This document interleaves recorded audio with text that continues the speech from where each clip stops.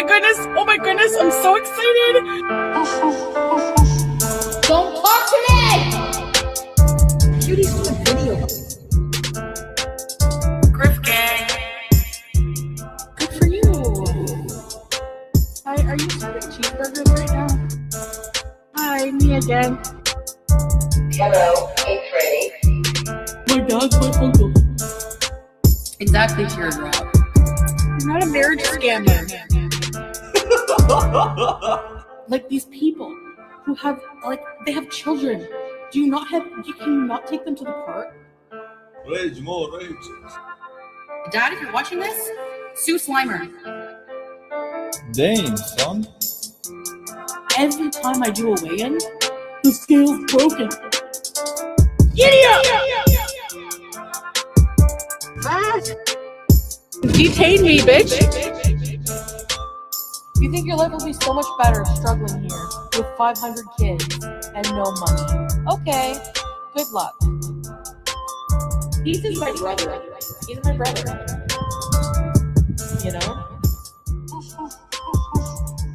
I'm not hungry. Like, that salad really filled me up. That hot dog is juicy. Hillbilly, crap, white trash people. Hello, everybody. Happy Monday. We made it back to Monday. Happy Memorial Day. Good to see you all in the chat. Kyle, hello. Emotional Support Muffin. To Sis, My Love of Crafts. Corvid, Dinky, Sweet Daily Win. Andy, Jade Denise, Little Birdie, Just Deb, Corvid, Kiva, Alana, Cancer Warrior, My Smoky 16, Dorky Shitstain. Let's see here. Stacy's a witch. Josie, Grumpy Fluffy Bunny, actually a bear. Big Bertha, Boyle. Hello, Tweet T. Say la vie. Good to see you. Aaron, Sassy Mama. Wrongful Arrestment, Butter Crumpet. Happy Monday of Rosie Reaction. Listen, at least Rosie is over there providing something, because that shit that Chantel did yesterday, like, what the absolute fuck was that? Anonymous, good to see you. Lily Pat, I don't care. I love it. Jojo B is alive. Winter Mermaid, Camels Against Chantel. Scarletter, good to see you in the chat, girl. Hello. Summer D, Just Deb. Bama Girl, I am thrilled by this. Me too. And you know what? Buns had tagged me in a little video that somebody had put together about the documentary that's about to play on the HBO Max or whatever that Rosie is going to be starring in, that we're all waiting to see what role she actually plays. So I was skimming over that before I went live this morning. I don't want to watch that yet with you guys. Maybe we'll circle back around to it tomorrow. But it does have that clip that you guys were telling me about. Excuse me. Hey, Charlie. Good to see you, hun. I'm still in the struggle bus today, guys. I woke up. I'm still sick. I don't know what the hell's going on. I think I've got a sinus infection. I do feel a little bit better, but it's going to be a little bit of low energy today, so be prepared for that. Anyways, this little video that was put together by, it's a creator called So Slightly, also includes the clips that you guys were talking about yesterday with the dude that's, I guess, like the main character of this documentary. He went on to Hot Plates panel on the TikTok. So I want to watch that before I watch it with you guys, just to kind of give an idea of what's in there before we watch it together. Hey, Salty Simpson. Is it the Nikki T video? It's so good. So no. And I'm also thinking, Lisa, because this is her live that she did, I believe, was it last night, Scar? It's her most recent one, I believe. And she talks about, so Rosie is double downing, triple downing. I don't know how many times at this point that Rosie is just insisting on dying on the hill.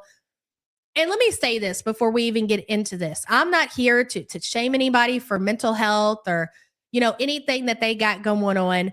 But Rosie, as you all know, has been claiming for a long time at this point that she is autistic. Now, if you know the lore with Rosie, you know that she has been to a professional. She's been to a doctor where she was told that she is not autistic. Rosie is not willing to accept that. She is insisting that she is autistic. She has this book where she's highlighted all the, I guess, symptoms or whatever that she has that it means that she's autistic, which I don't really know what to think about that. It's kind of bizarre that somebody is just insisting on having certain things diagnosed when a professional says that you don't. And of course, that, hey, Panda Pondu, My Smokey, I don't know. That's the question, right? She's blaming it on the American health system. She's saying it's basically the doctors have failed her and they've, I guess, basically failed her from day one. She names off all of these different things that she has. I think she has like, I don't know. She talks about it. I don't want to, say it wrong or whatever. So we're going to wait and get into the video, but she kind of talks about all of it. This is in the live stream where she went through her refrigerator, and I highly doubt we're going to get to that part. We might circle back around to it tomorrow because, again, with Rosie, she is very different when it comes to, I guess, inventorying her food. She actually will sit down and she will make a list. Like, she will put effort into certain things in her life, especially when it comes to keeping track of what she has in her freezer, in her refrigerator, her leftovers. It's just wild, Rosie. I'm very entertained by Rosie. I know a lot of people in the community, they're still not committed to the Rosie lore. Maybe eventually you'll get there, maybe not, but there are a lot of people that do like Rosie. She is, I don't mean like her as a person, but like this does remind me a lot of the earlier Chantel, but you know what? It's a little bit more dramatic. Like when you think about 2018, 2019 Chantel, you will see a lot of similarities, but even more with Rosie. If you think back to how Chantel was during that time, it's even more. Hey, Luke, good to see you. You're excited to learn more about her. So with that being said, Lisa Simpson, I do want to watch the original reaction that Nikki T has put out there that's been deleted off of Rosie's channel with the autistic diagnosis or whatever. But I want to go over this one first, and then we'll circle back around. Rosie is very dramatic. Like, she wants to have just a long list of things that is wrong with her. And I think what it really comes down to, at least what I came up with. Hey, Missing Mimic, Foxy Roxy, hello. Chantel is getting on my last nerve as well. I think she thinks, and again, this is all speculation, right? That if she can have all of these things wrong with her, and depending on who you are and what your diagnosis, like her brother, for instance, she talks about how her brother is autistic. He works a full-time job. He is very functional. But I think for Rosie, she feels like that she can use these things as an excuse to do absolutely nothing and basically just squat in her grandparents' home for free. Rosie is an unemployed kitchen guard. Very well put. Exactly. So we're going to watch that today. But before we get into Rosie, I will post up the community tabs from Chantel yesterday. Chantel is very salty about the backlash that she has received from the video that she did with the Taco Bell mukbang, where she was discussing said documentary about Rosie and crew. I guess she must have got a lot of people really worked up in her comments section, so much so that she actually took the video down. Hey, our foodie beauty. I wasn't looking at her comments. I wish I would have, because I'm obviously very curious as to what people were saying. And it must have been too much, because normally Chantel will just go through and she will block the comments, or maybe even get to a point to where she turns the comments off. But she took the entire video down. And dare I say, it's because, again, Chantel did absolutely no research. She didn't know what she was talking about. And she even admits that. So she decided to do a video, a mukbang, and then talking about the documentary that she knew fucking nothing about. She could have spent 30 minutes going over the situation behind the documentary, but that's just too much work for Chantel. She can't be bothered. Hey, Ellie, my former nonverbal students have autism work. Exactly. But for Rosie, she needs to have this excuse because she plans to do absolutely nothing with her life. Like, there's no plans for her future, other than to hopefully, you guys know that she is in a new relationship with this. I think he's been labeled amongst the community as Remy, whatever you want to call him, attaching herself to somebody who is like, this person is going to college. I didn't realize, like, I knew this dude was doing something with his life. I think he's in the military, or was in the military, and he's also going to school. And it's like, why would somebody, which seems like they have a lot going for them, why would they attach themselves to somebody like Rosie, who sits at home and does absolutely nothing all day? She sleeps all day. She wakes up, she does her live streams, she sits in the kitchen, she takes inventory of what's in the refrigerator, she cooks, she eats, and she goes back to bed. I don't know if she goes immediately back to bed or if she picks up the book where she believes that she is learning that she is autistic in that book, and that's when she highlights all the things that fit her. But again, she's got absolutely nothing going for her. So why would somebody in his position want to be in a relationship with somebody like Rosie who's got nothing going on and never will? Like, there's no hope for somebody like her. For Rosie, an autism diagnosis would be used as a shield. Exactly. A way to protect herself. I agree with that, Charlie. Absolutely. He enjoys the sponge baths and the cuddling in her armpit hair. That is so disgusting. So Foodie had posted this on her community tab post. I deleted my video. More headache than what it was worth. I don't care about anyone involved. That's crazy. I thought the documentary was about something else. FYI, if you take the time to write a huge paragraph telling me why you can't support me, I don't care and I won't even read it. Followed up with a heart. You're such a bitch. Ellie says, oh, Ellie, thank you so much for being a member for 9 months, hon. I appreciate you. Could you imagine going on your community tab post and basically flipping the bird to your supporters and you say, I don't care how wrong I got it. And I don't care how many times you tell me you can't support me. I don't give a shit. And I'm not reading that. I'll just delete the video. This is exactly what she did when about Cyrax. She needs to stop publicly siding with predators. Exactly, vitamin water. And then we have this, which is even more ridiculous than the other community tab post. Foodie is using ChatGPT for every situation in her life, even when it comes to the community. And Chantel, we have said this more times than I care to count, that ChatGPT is going to always tell you what you want to hear. And you know what? That's what you really like about it. Hey, Hygiene Queen, good to see you. Hey, Yabba, autism and ADHD Gorley here, and being able to work, take care of my house, pets, and bills is something that no one thought I'd be able to manage. Congratulations. That is awesome to hear. And that is, when you think about, and I said this a couple of days ago, I can't remember when, but like, I don't know a whole lot about Rosie's brother, and I only talk about him because he is obviously a character. He has his own Twitch channel, things like that. But I think that Rosie is definitely the type that would take advantage of somebody like her brother. And it always seems like when she's talking about her brother as if she's, number one, jealous because he does have an actual diagnosis, and she uses her brother as a shield. Like, her brother is so much more than she'll ever be. She excuses any man for any reason. She's a pick-me and absolute trash. I agree. Hygiene Queen, thank you so much for the support, hun. I appreciate you. So that's the update on Chantel. Other than the fact that I came to this conclusion yesterday, I got to thinking about, I sent a link for contradiction you will hear in this live. Okay, Scar, thank you for that in my DMs. The only thing that I want to say about Chantel, that I had like another come to Jesus moment yesterday, and it's circling back around to her washing her dishes. And I don't know why I thought about this. It's just random, right? I'm pretty sure that Chantel is not even using hot water to wash her dishes. Because have you ever noticed, like, there's no indication that the water is even warm? And not that this matters at all, but there's no soapy water. It looks like when she washes her dishes, there's no soap suds, there's no nothing. And I think layered on top of that she's not even using hot water to wash her dishes. It's so disgusting.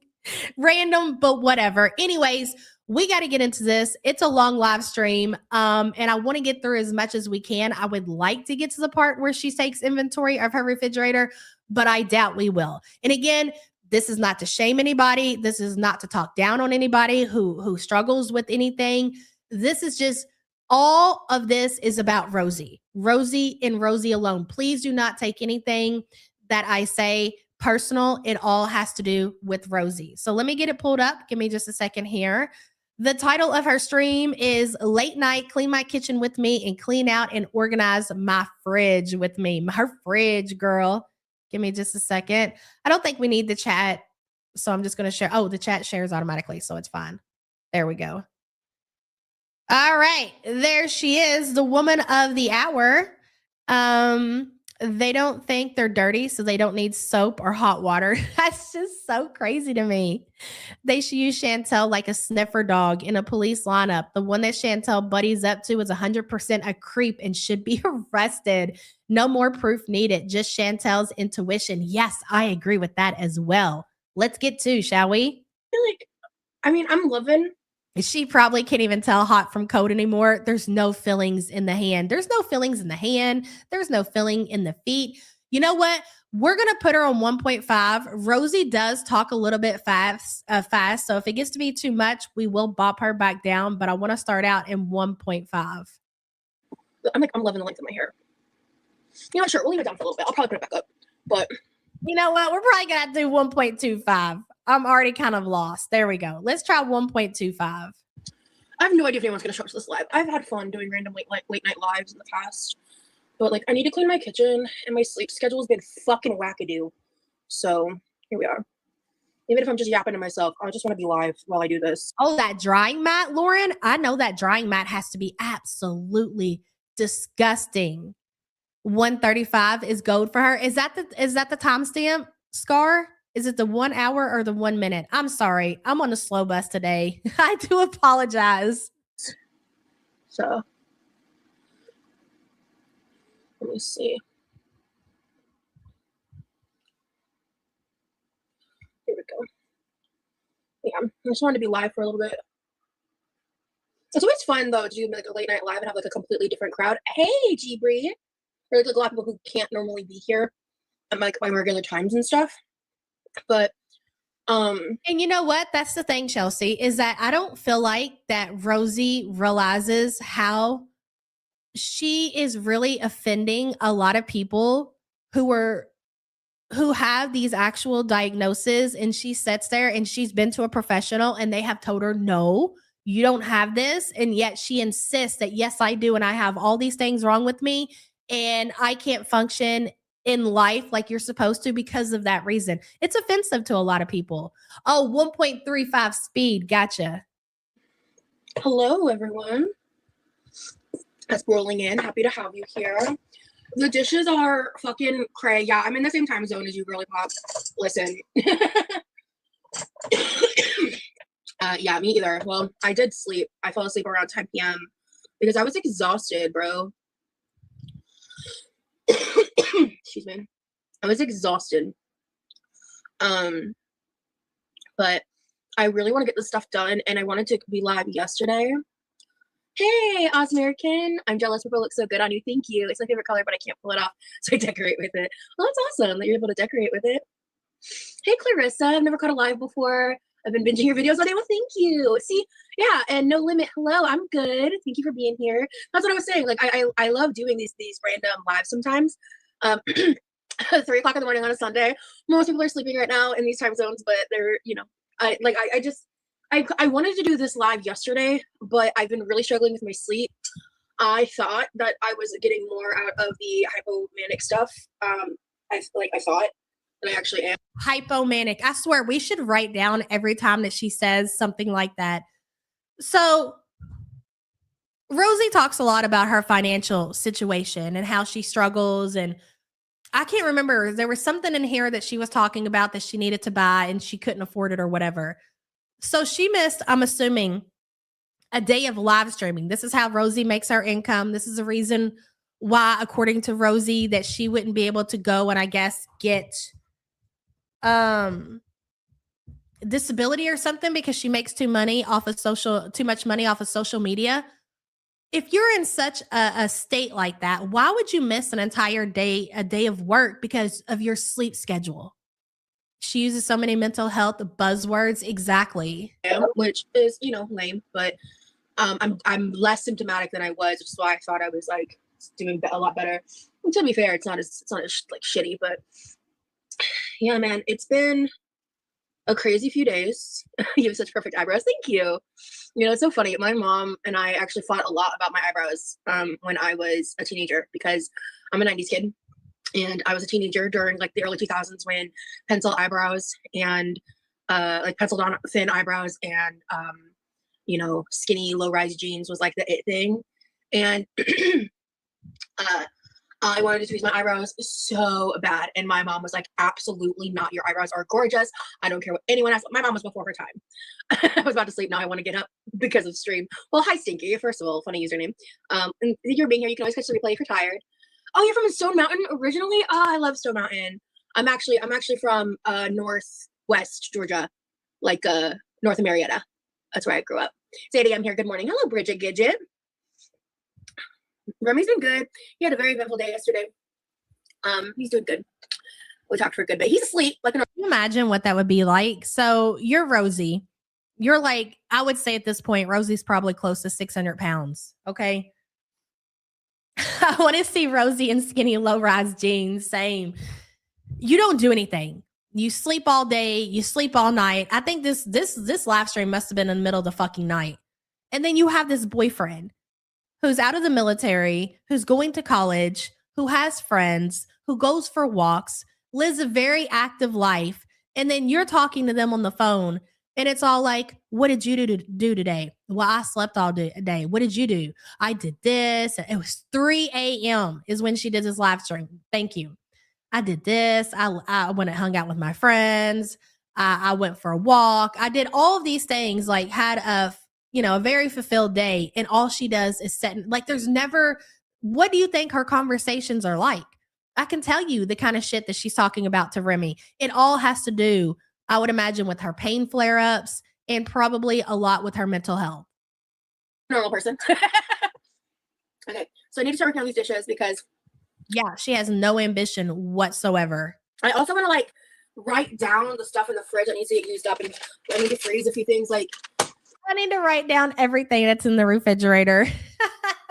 This is great. I'm forcing myself to do this right now because if I don't, I'm not going to be getting shit done. And this is what she does. You want to know what Rosie does? This is like any kind of activity. This is it. She takes inventory of the refrigerator. I'm trying to force myself to overcome the where I'm at mentally right now because stress, whether it's good or bad, just has a certain effect on me. And also the past day or so, I've kind of been beefing with Stefan a little bit, and that was what's the stress, bro? You're 30 something years old. You don't pay bills. You have your family who takes care of you and enables you. Same can be said about your boyfriend. What actual stress do you have going on in your life right now? Unexpected. Not as unexpected as it should have been, but I think some of the stories. I mean, I hate to sound so judgmental, but she lives such a privileged life. She doesn't have to worry about the things that normal adults her age have to worry about. Getting up, going to work, getting up, making sure the kids go to school, getting up, and whatever the case may be. A lot of people out here taking care of their elderly parents. Rosie just gets up and she exists. Hey, Pink Stars. Have already expired, but I've saved them and pretty sure I'll be making a YouTube video about it because that man's a fucking narcissistic liar and he's wild for it. And I have some shit I want to say. But beyond that, boy, I say the same could be said about you, Rosie. I don't know anything about this Stefan character. I've yet to learn anything. But to call somebody a narcissistic liar when the same could be said about you, okay. Did you forget that ICE is out to get her? Hey, Tuxedo Bowie. Agree completely. Yeah, but she's a joke. You know what she is, Tuxedo Bowie? But she's the way that she's willing to put all of this on display. And just like Chantel in her beginning YouTube channel, YouTube career, a lot of it is the same and it's very intriguing. Yes, keep telling us. I want to know more, Rosie. Don't stop now. Tuxedo Bowie, thank you for the support, hun. And that's in reference to the documentary, by the way. But in case you're unfamiliar. Hey, baby carrots. God, someone was up this late with me also, right? I love that I get to hang out with my fellow insomniacs too. Speaking of Remy, tell him he made a new sleep token fan. Oh, hey, Carrie says guilt is being confused with stress. Do you think that Rosie actually feels guilt for her situation? The fact that she's not willing to help her family, the fact that she's not willing to take care of herself? I doubt it. I feel like you might be giving her too much credit there, girl. And thank you so much for the super chat.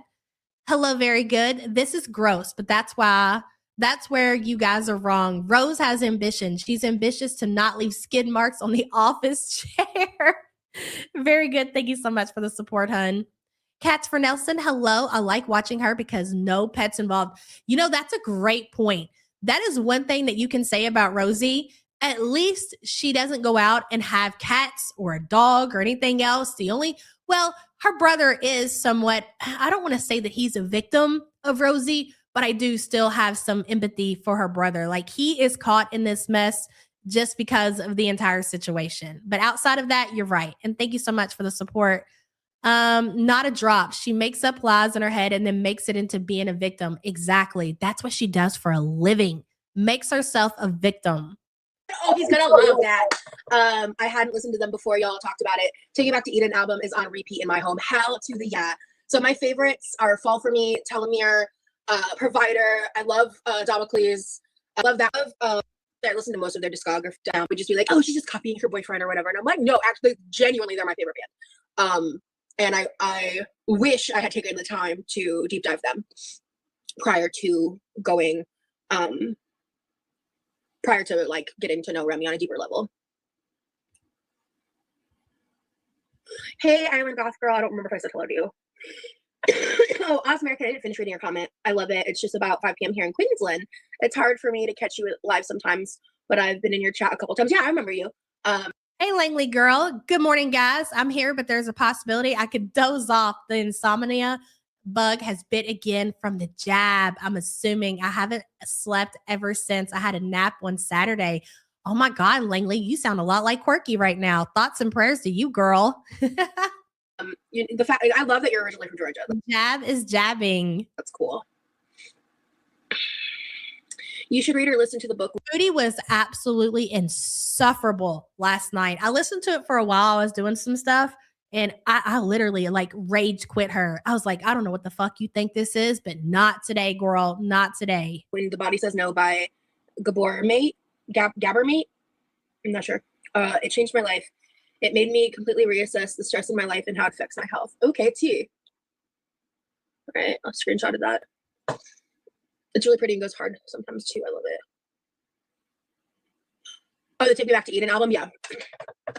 I love, so there's some songs on I feel like 25 is old enough to know better. Like, you're 5 years away from being 30. You've had enough of an experience as an adult. You've had 6 years, right? 7 years of being an adult.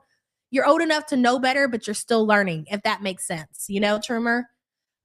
Mel's, thank you so much for gifting 5 the YouTube Underground memberships. Let's see who got them. You filthy animal. Hey, girl. Bronzy, Alicia, Vince, and Bunny Cha-Cha. Is that you from the OG days? Hey, girl. Thank you so much, Mel's. A word from our sponsor. Your journey is unique. Yes. And every step is a victory. That's right. Mel's, thank you so much. Thank you, Pickle. We appreciate you. Yeah, 25 is old enough to know better, but you're still learning. Hell, you're still learning into your 30s and your 40s. You never stop learning, but definitely 25 is old enough to know better. I don't remember the name of the album. Is the one that Atlantic is on? There's your swords. Hey, girl. I'm sure Sam is listening. She'll pop in the chat in a minute. With the blue album cover. That's where like Telomeres and Fall For Me comes from. So there's some songs on there that I love, but there's like I'm not big into Atlantic, like the first 2 songs I think. Ooh, to get bigness. I briefly skimmed the comments when it first came out, like the trailer, but I haven't looked since. I'm not doing that to myself. I've been keeping some tabs on like certain subreddits. I don't believe that. Rosie is absolutely sharking that comment section about the documentary. Not only is she doing that, yes, Bunny Cha-Cha got shook out the tree. She's not only sharking the comment section for the documentary trailer or whatever, she's definitely going to all the different creators' comment sections who are covering her in the documentary, and she's sharking there too. Don't let her fool you. She reads absolutely everything. Reddits, specifically because I'm trying to like see what's going on with Fuckface McGee. He's just fucking annoying. But other than that, I'm just kind of like, you know, like it's more about the documentary than me, to be fair. But yeah, other than that, yeah, I mean, it's bringing more traffic because like I got a DM on TikTok today. Actually, I've got a couple DMs about this person, someone who I don't watch anymore. Where I really don't think about much at all. I briefly, for like 5 seconds, talked about it on my members only on Friday. Because I guess like she's been on a fucking tirade about me being in the documentary. It's funny to me, honestly, because I just don't care anymore. You know, like You absolutely do care. I've been working a lot on myself. Oh, babe, Scar wants to know if you still happen to have the Jeff arrest video. Ooh, I'm sure she does, Scar. And Get with Sam in the DMs. She's she's a lot better at that than I am. I am currently struggling with like my impulsivity, and I am currently struggling with certain things, and I am running my mouth a little bit more than Oh my God. Is there anything that you're not struggling with? Have some fucking self-control. My God. usual. Yeah, let them. Exactly. That's kind of what the philosophy I've been applying, right? Is like Oh, not the let them. Not the let them. Just let them. I'm letting them talk. It's hearsay. Not hearsay, sorry. It's just babble because you have seen a singular quote in a minute 30 trailer. You don't know shit yet, right? So it's like you're making all of these assumptions. And honest to God, they're like all wrong. Like I have not seen any accurate takes personally at all. I can already tell you Rosie's role in this whole situation. It's very easy because we've already seen it play out. If you think back to a couple of years ago, I can't remember exactly when it was. It was before Chantel went to Kuwait, I believe, but I could be wrong as far as the timeline is concerned. When Rosie first inserted herself into Girl World and she was in her pool and she was splashing around and she thought she was big shit. Hey, Yulia. Good morning. It's my 40th birthday, and I'm so thrilled to be celebrating with my favorite support group and leader. Look at you, girl. That's a big win. Congratulations on making another year, and happy birthday to you. Hell yeah. As if you have any other choice. Exactly, Anna. Happy birthday, Yulia, hun, and thank you so much for the support. I hope you have an amazing day. Hey, Lost Tamale. 600-pound matter-of-fact tone voice, annoying as fuck. Exactly, Lost Tamale. And thank you so much for being a member for 30 months. Call out, hello. She looks so dirty as per. You think she's taking care of herself? She's doing laundry. She's taking showers. You already know from the other characters that we surround ourselves with. Abso-fucking-lutely not. And it shows. Clout, thank you for the support. Rosie's role in the new documentary is going to mirror exactly how she came into Girl World, where she was basically acting like she was above it all and she had learned all these lessons and she was here to teach everybody about feederism and how she escaped it and yada, yada, yada. It's going to be no different. It's going to be the absolute same. How far have you came since that day in the pool, Rosie, when you were talking down on Amberlynn and Chantel? That's what I thought. So it's just kind of like funny to me, I guess. I'm excited for you. This could be a good opportunity for you. Thank you. Yeah. And it's like, I also think it's just a really important like thing to highlight because I will say like I posted. And that's why these other girls, I don't know her relationships with the other members or the people who are actually in the documentary, but I have no doubt that Rosie is definitely going to talk down and look down on these girls, even though she's living the same lifestyle. Only the difference is that Rosie is hiding what she's doing as far as like having feeders and things like that. You can't tell me that the whole relationship with Remy is not built off of that exactly. I posted on my TikToks, my Instagram stories, excuse me, like the salmon every size video from a year ago. Oh, I wanted to add it to the description of this live. Damn it, I didn't save it. But if you guys want to watch it, it's from a year ago. It's about like I searched salmon every size paradise. I had to scroll a little bit to find it, but I think there's like a body positive house in the title, and it's from a year ago. It's got like 103,000 views. If you want a better reference and link, you can watch my Instagram stories. I get what you're saying, Lauren. I respect the hiding. She does that though, so she can seem like the better of the other girls doing the same thing that she does. So, I mean, you can look at it as a way of like, you know, I kind of respect her decision to hide it, but a lot of it I think the main thing is just so she can appear like she's better than the other girls doing the same thing that she is. So, yeah. Big Bertha says, I think she's the most smug of them all, but I'm still learning. Same girl. And thank you so much for the super chat. Smug and proud because she gets attention for telling someone else's story. Yes. At least until they go back. But that's a great video for some background information on Paradise and Stefan. But there's just a lot when it comes to him that's just like nasty. And excuse me. And I just think it's wild that people support him. I think it's crazy. Like, I honestly think a lot of it is they just don't know the full scope. But I mean, hey, James Charles has fans, right? So what can you do? You see what I'm saying? Like, Rosie is the type to talk down on everybody. I can't believe that people support this person. I can't believe people support this person. Bitch, I can't believe people actually support you. They're sending you chairs. They're sending you walkers. They're sending you kitchen gadgets. They're sending you food. The same could absolutely be applied to her. All right, Rosie, get it together. All right, we're putting hair up. We're starting to clean. I'm yapping. But yeah, there is a lot of craziness happening, Nebby. It's just like, it's just crazy. Because like I said on Members Only, I was like kind of joking around. I was just like, let me be petty for just a second. But do you know Isaiah was unhappy with the documentary? I don't know. We also can't believe that chair supports you. That's a good one, Crump. Know specifically why. No. I want to know why it was that Rosie went out here and she asked for somebody to buy her this expense. Does anybody know off just an estimate on what that walker cost? I would imagine they're not cheap. I mean, I don't know. I'm not in the market for a walker. I'm not looking to get a walker anytime soon, but I'm assuming it probably cost some coin. And we have not seen her use this walker that she asked for, not that I know of, not one freaking time. Why is that? I don't know what Over $200. Where is it? her exact involvement Proof of life of the walker, or you sold it on Marketplace is. for food. Allegedly. I know that I know what she said publicly is that she feels betrayed and tricked, and that she was told one thing versus what she saw in the trailer. Hey, Billy. Rosie is known for turning on people and playing victim like she did with the whole feeder community. That's probably why they avoid her. Yes, exactly. Obviously I have no insight on that. I'm not involved to that level at all.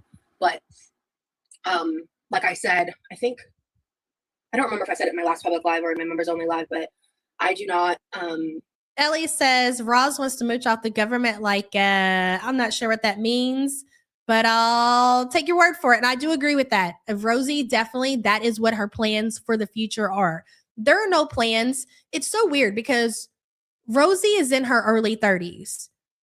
I mean, most people, like, they look forward to like having their own place and starting their own life, whether they plan on getting married or having children. It's just a normal thing that the majority of people do. At least I've never heard Rosie have any plans of ever considering getting out of her grandparents' home.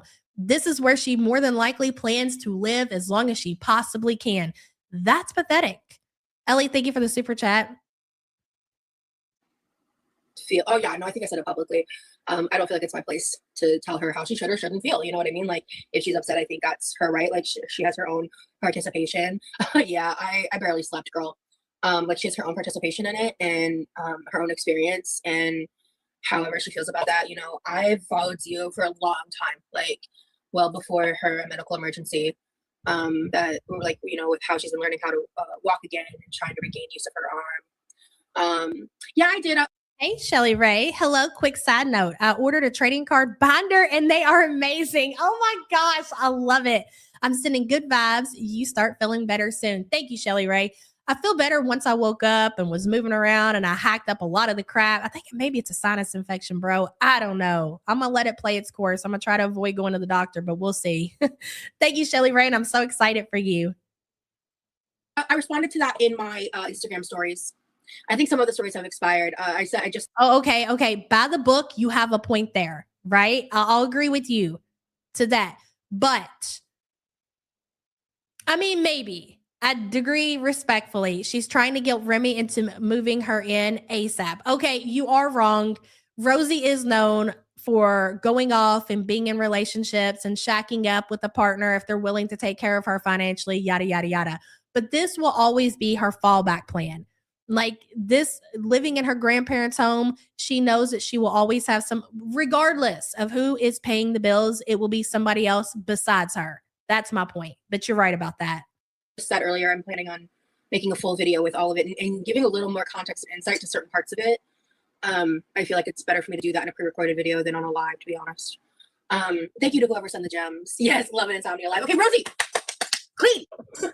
Clean and yap. Clean and yap. Clean and yap. You can do both. You can do both.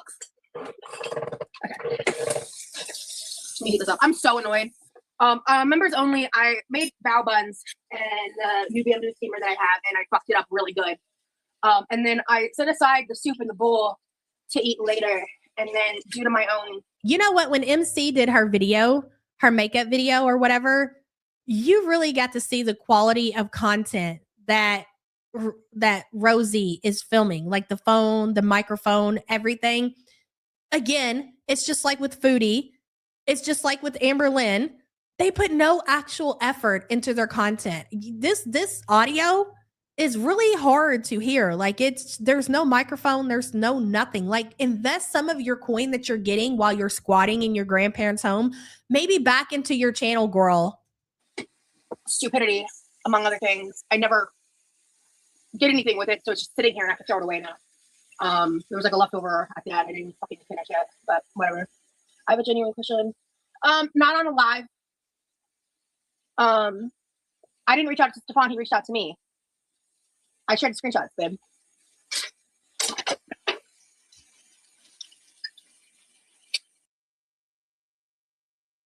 Were you unaware of how this Stefan person was when he originally reached out to you? Were you unaware of how this Stefan person was before you agreed to somewhat participate in this documentary? You still involved yourself in this entire mess, and here you are talking bad about the people that you're involved with. I'm really a little confused. Hey, Sassy Mama, remember as watching her brother is relaxing and sleeping. It is 3 o'clock in the morning. There's a very good possibility that he has to get up and go to work. Sassy Mama, thank you for the super chat and the reminder. Yeah, he sent the first message. He added me. I'm pretty sure. I don't know. If somebody like Stefan reached out to me, I'm going to either ignore it or I'm going to block it. It's really that simple. Rosie told her to quiet down. He was sleeping and she's still banging around in the kitchen. Wow. We started talking in. Unemployed and fucking annoying. If I remember correctly. Thank you, baby. I'm like pretty confident I found him on TikTok like pre-allegation. And that's how all that conspired. And I didn't take it any further because he's fucking. Oh, that's interesting. Look at her trying to clear her name right now. I'm pretty sure. I can't say 100%, but I'm pretty sure I found him pre-allegations. Okay, so that marks me clear, guys. Weird. Well, you definitely didn't find that Jeff guy pre-allegations. That was way after he was accused of a lot of horrendous shit. And you still pedaled to the metal to that shit. And the only reason you left that situation is because Jeff cut you the fuck off. If you don't know who Jeff is the dude that she was, they weren't even official. It was somebody she wanted to be official with. But Jeff was only, it seemed like to me, only wanted to use Rosie more than likely for a piece of ass. And it wasn't until Jeff stopped returning her phone calls and stopped entertaining her that she moved on from that situation. So shut up, Rosie. I almost said Chantel. Yeah. It's true. It must be said. And she had a threesome with his sister. That whole situation was absolutely wild. And that just happened. That wasn't like a long time ago. That was less than 6 months ago, I think. I did express interest in potentially going to Vegas. At that time, it was 2020, 6 years ago. That was before I broke my foot. That was before everything happened in Omaha that led to my breakup to moving to Florida. That was before. I was unaware. Damn, that's a good one. That's got to go in the book. I was unaware that Rosie ever broke a foot. That's crazy to think about. I don't know how big she was when that happened, but holy shit. You got a death vat that breaks something, a bone, a foot. Oh, that could go wrong. That could go bad real fast. His parents were on some weird swinger group chat. Yes. So much shit came to light for me. I was truly an entirely different person at that point.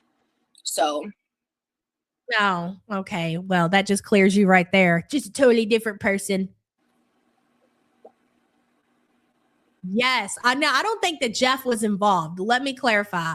It was somebody, another dude, and Jeff's sister. It wasn't Jeff himself, but yes, with his sister, absolutely. Yeah, he's German, I believe. But that's the thing. And you can get offended about all you want, but it's the truth of the matter. When you're getting into, maybe not for all, okay, but majority, okay, when you're pushing, I don't know, 500-600 pounds and up, depending on who you are, the kind of people that are going to be attracted to that mass are going to be weird, sick individuals. It's just the truth. Thank you. I hope you write a book one day. Thank you so much.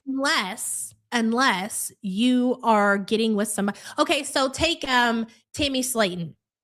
When Tammy Slayton went away to the rehab center or whatever, she married a guy. The guy that she married was also a very, he passed away, unfortunately, but he was a very big fella himself. So I guess you could, take that part away from it. Like they're dating on their own level at that point. So maybe that doesn't count. But when you're talking about like this Jeff character and this Rim Job character, like Remy's going to school and he's going to college, there's got to be something going on there. In Sync Clown Posse? Huh, cool username. I mean, I've noticed like a slight increase. Like I've got people reaching out to me. Actually, I'm getting a lot of people reaching out to me because because FB is like fucking fuming, I guess. I don't know. All I saw was when she first started talking shit, someone came to me and was like, she's like, calling you idiot. I was like, what the fuck did I do? And I go and I look because I got nosy. And I like, the first thing she said is, bro, she's on HBO Max? And I was like, that's it. That's it. That explains it all. Everything after that, noise. So, anyway. I haven't seen anything else from the new stuff. I don't care to, but I've gotten a lot of DMs about it. And well, at least Foodie takes her mobility device out, Rosie. How about you? Can we see you out in a boot on the walker, please? People being like, and I've gotten multiple people being like, I came to check you out, and like, I followed you, and I think you're great, blah blah blah blah. From her talking shit, I'm like, all right, cool. I mean, thanks.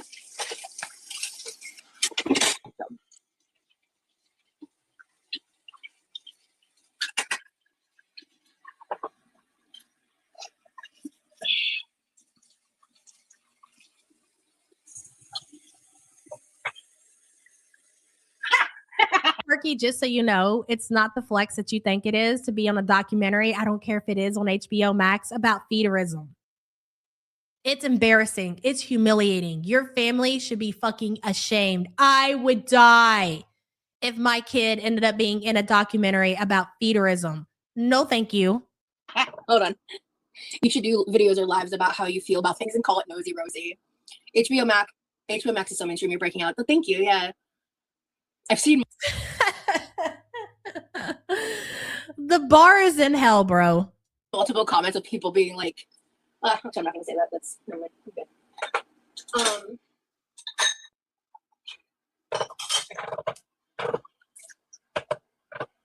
Actually, I think because it's just interesting. Like, Cinema Rings are playing out, and it's like, oh.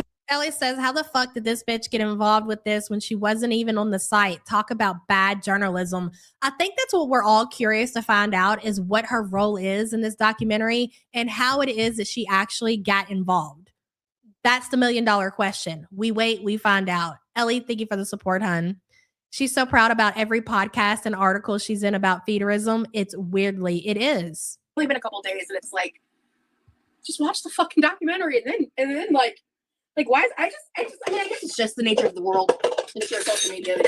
Oh, thank you. It's actually a dress. It's a purple and white tie-dye dress. My problem without even seeing this documentary, Rosie, again, is that I already know the direction that you're going to try to steer this ship in, is that you are going to act like you are recovered from that whole whatever cult, whatever you want to call it. I don't know how to classify it. But you're not. There's no recovery. I mean, it would be different if you had got your life together and you lost some weight and your relationship with food has changed in your relationship with people when it comes to your issues and you're not dating somebody who could allegedly be a feeder, that might be a little bit different. You might have a gut to stand on at that point, but that's not the case. So it's all going to be very hypocritical of you, the things that you were going to say more than likely in that documentary. It's not Same shit that we seen that day she was in the pool. That video was so important.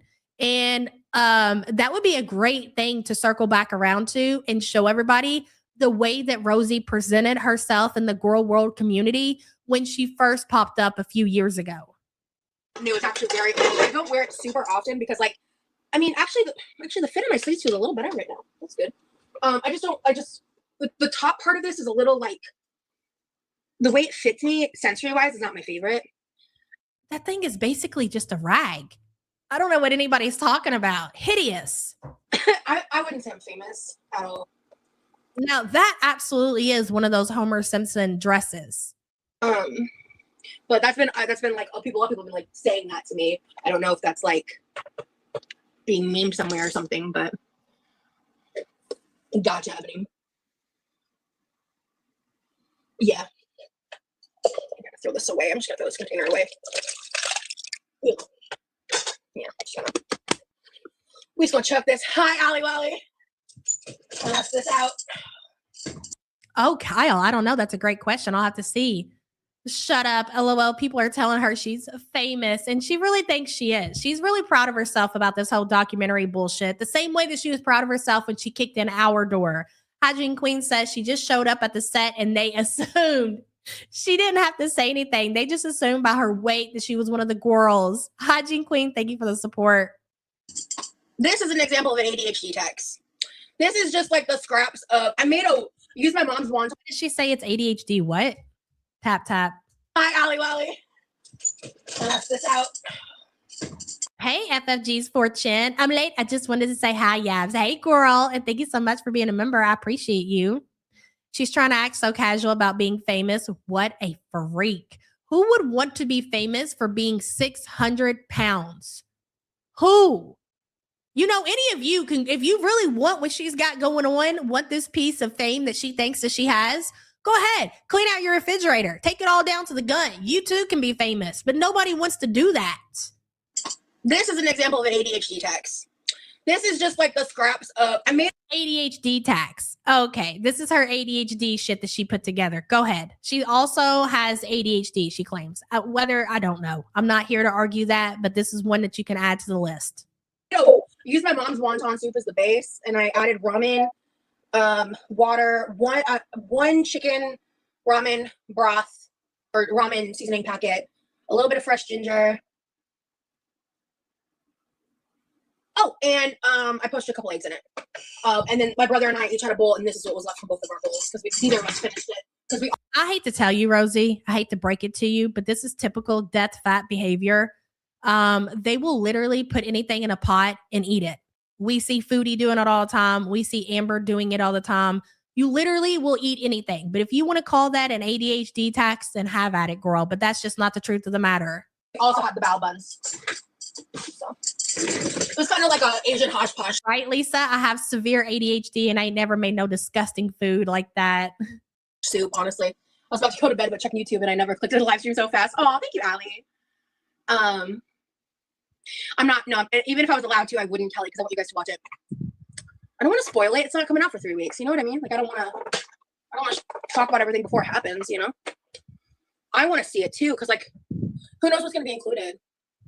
So, yeah, I fucked up the bao buns. It was my first time ever using that bamboo steamer. It was so funny. My friend who got me the bamboo steamer watched the stream, and the next morning she texted me and laughed and was like, I just finished watching your stream, and girl, I just sent you the parchment paper inserts for the bamboo. Who the fuck is sending this woman tools to cook with?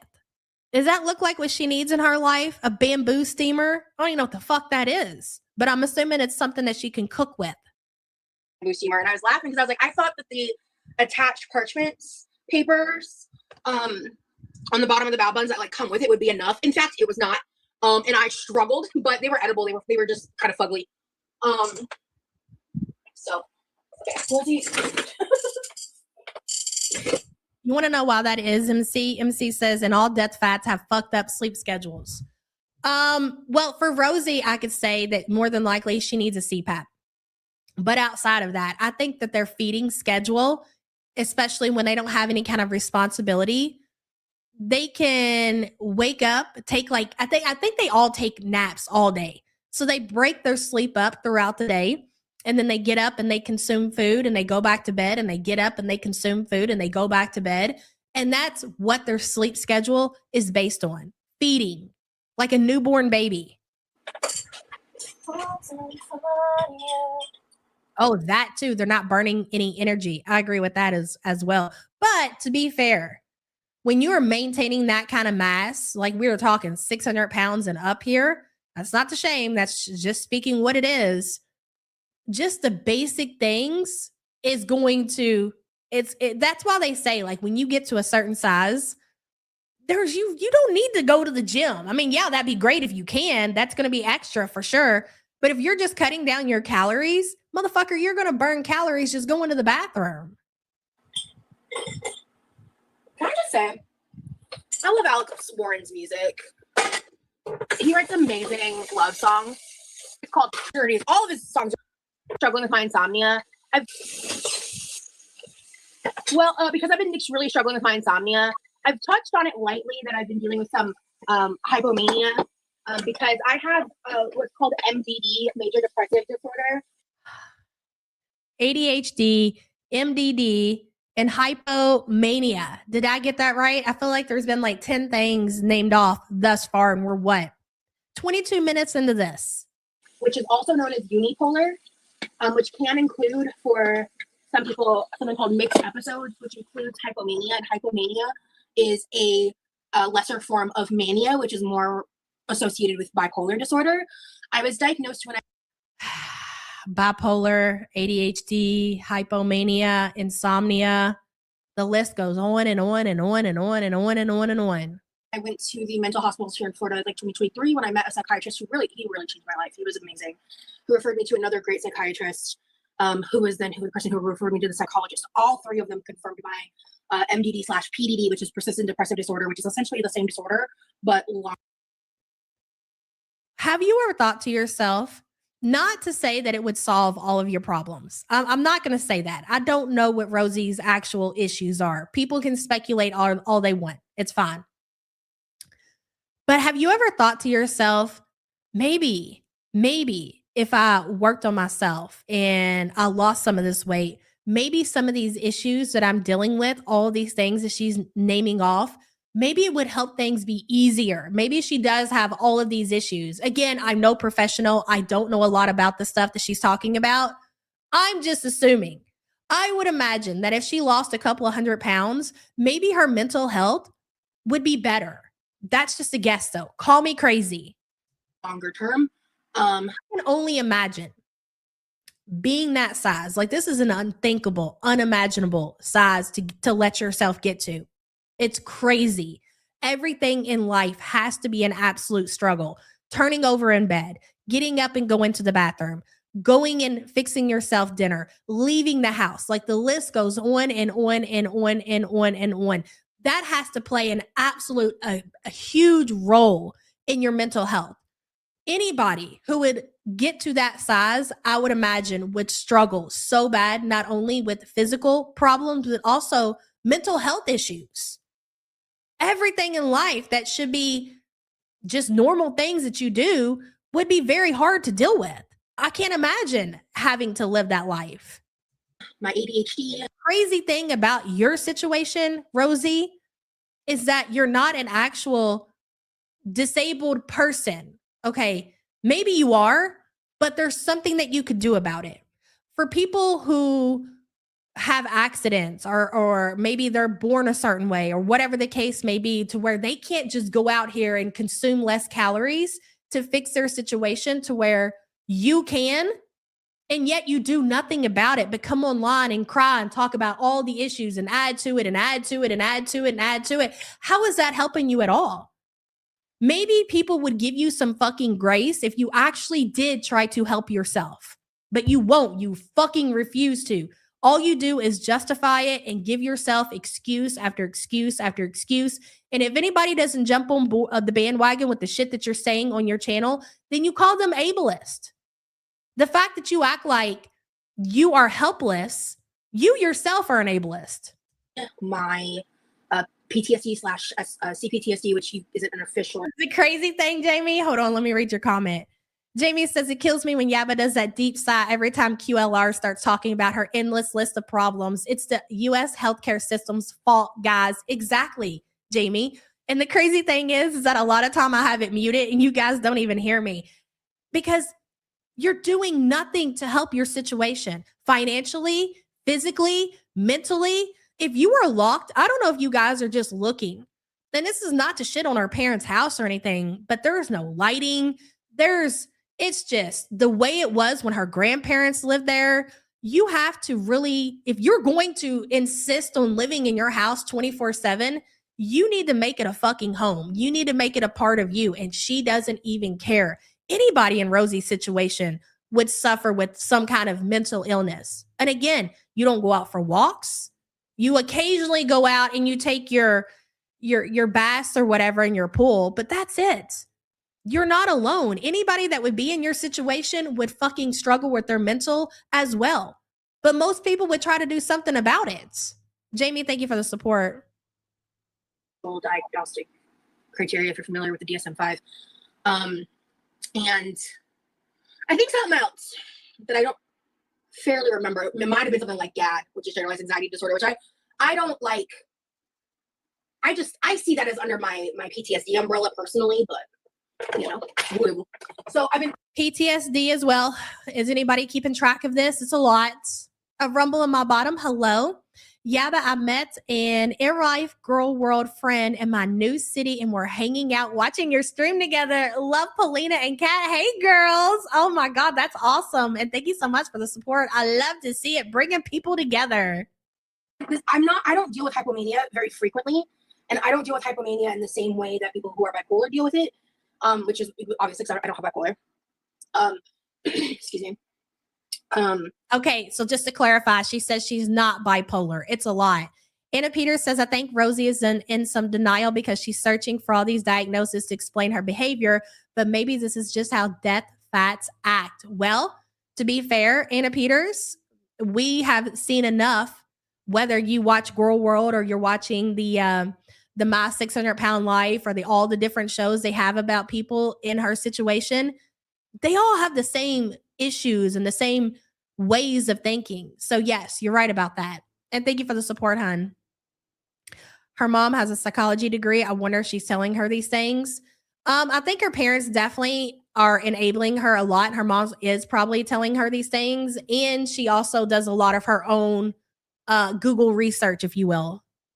But this, like the week leading up to the trailer announcement was a lot for me. And I'm still kind of like, I thought like when I went. Okay, for the girlies who are either struggling with weight or who have struggled with weight, I mean, even if you're in a position to where you need to lose 40 pounds or 50 pounds or whatever, not even that much weight, anybody who has went through and actually, they would be cutting grass today. Anyways, anybody who's actually been successful at some kind of weight loss will tell you how amazing they feel after they've experienced that and how much it's life-changing for their physical, for their mental. And she won't even give it a fucking try. There was one time in Rosie's YouTube career to where she was at least pretending. And I think maybe at one point she actually did lose like 100 pounds. And she even said how much different life was for her after she lost all that weight. I don't know what happened. I guess she just gave up on that. And now it's everything else but her weight is the reason why she is the way that she is. Rosie is the real ableist. She believes that her conditions are a render of helpless, hopeless individual who has no agency over their own life. Exactly. MC says, I just want you to know my sister with the brain injury and memory loss saw my trading card and goes, is that Foodie Beauty? Oh my God. I love that, MC. Lots of love and prayers to your sis, girl. And thank you so much for the support. That's so crazy. Live the day that the trailer released. And also Friday, I thought I was like getting out of it, doing better, but then I started I had like a little dip, and then I've been kind of struggling with some of the symptoms still. But I'm just trying to do my best, and that's one of the reasons why I'm live right now, so I can just kind of chat and do something that is something I've been neglecting because of the state my mental health has been in. And I'm really frustrated. I'm like really frustrated that it's taking me this long. So I'm just here trying to do something good for myself, you know.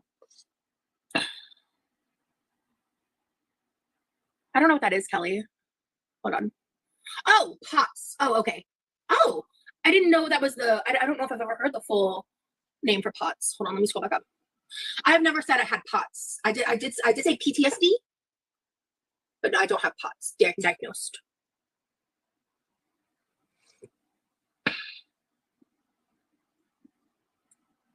Hey, Lindsay. Awesome. I hope you sleep well. Yes, I think that, this all kind of started for me the day I found out that this is actually happening, that the trailer's actually, that trailer was coming out, because obviously I've already had to deal with some drama, right? And it's like, and it's just like a lot of attention. It's like, it's a lot of stress, good or bad. I think everyone is so overdiagnosed, just live. I don't agree with that. I think people are just now more informed now than ever. And I think that having the diagnosis helps me understand my symptoms. So instead of blaming myself and like hating myself for it and trying to willpower myself, I can treat myself through those symptoms and give myself grace and give myself space to take better care of myself, because I know I am not my. What exactly are you doing to help yourself, to care for yourself through all of these episodes that you're having from all of these issues that you have going on? You're not even seeing an actual doctor. And you're blaming the US healthcare, which, I mean, I can agree to some extent that it's not the best. But I feel like normally when you're talking about the healthcare system over here, it's because of the cost and the money, and, you know, to get private insurance, it's a whole fucking situation. I don't know as far as like actual healthcare itself. Really, I mean, if you have a doctor and you don't feel like you're being treated properly, you do have the option to find a different doctor to maybe that will help you better than the last one. Like that's a thing, Rosie. Like that has happened where people go and they talk to their doctor and they're not on the same level or whatever. And you, guess what? You can go out and you can get yourself a different doctor. It might take some time. It might take some work. It might take some fucking dedication to get it done. But that's what you do when you want to better yourself for whatever condition that is that you're trying to treat. I don't know that it's fair just to sit here and to blame the healthcare system, because what actual work are you putting in to get yourself treated properly? I don't think any at this point. Ellie says lots of words to say, absolutely nothing. Exactly, Ellie. A lot of excuses. Thank you for the super chat. Hey, Finny. Hey, Yevon, maybe you have discussed this already, but will you be reacting to the Paradise documentary or doing a live with coverage chat? Love your work. Thank you, Finny. Here's the thing, guys. Like, that documentary is going to be on HBO Max. I'm pretty sure they're more than likely not going to play about copyright.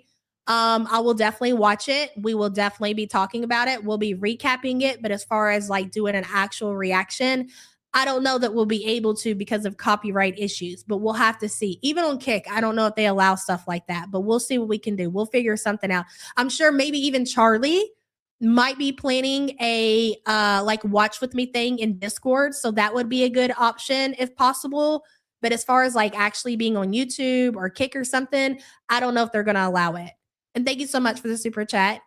Hey, Miss Fluffy Bottom. Thank you so much for joining. Let me scroll back up so I can welcome you properly. Ooh, girl, welcome to the True Love tier. Don't forget to send your address for your postcard, your sticker, and your trading cards to the email in the description below.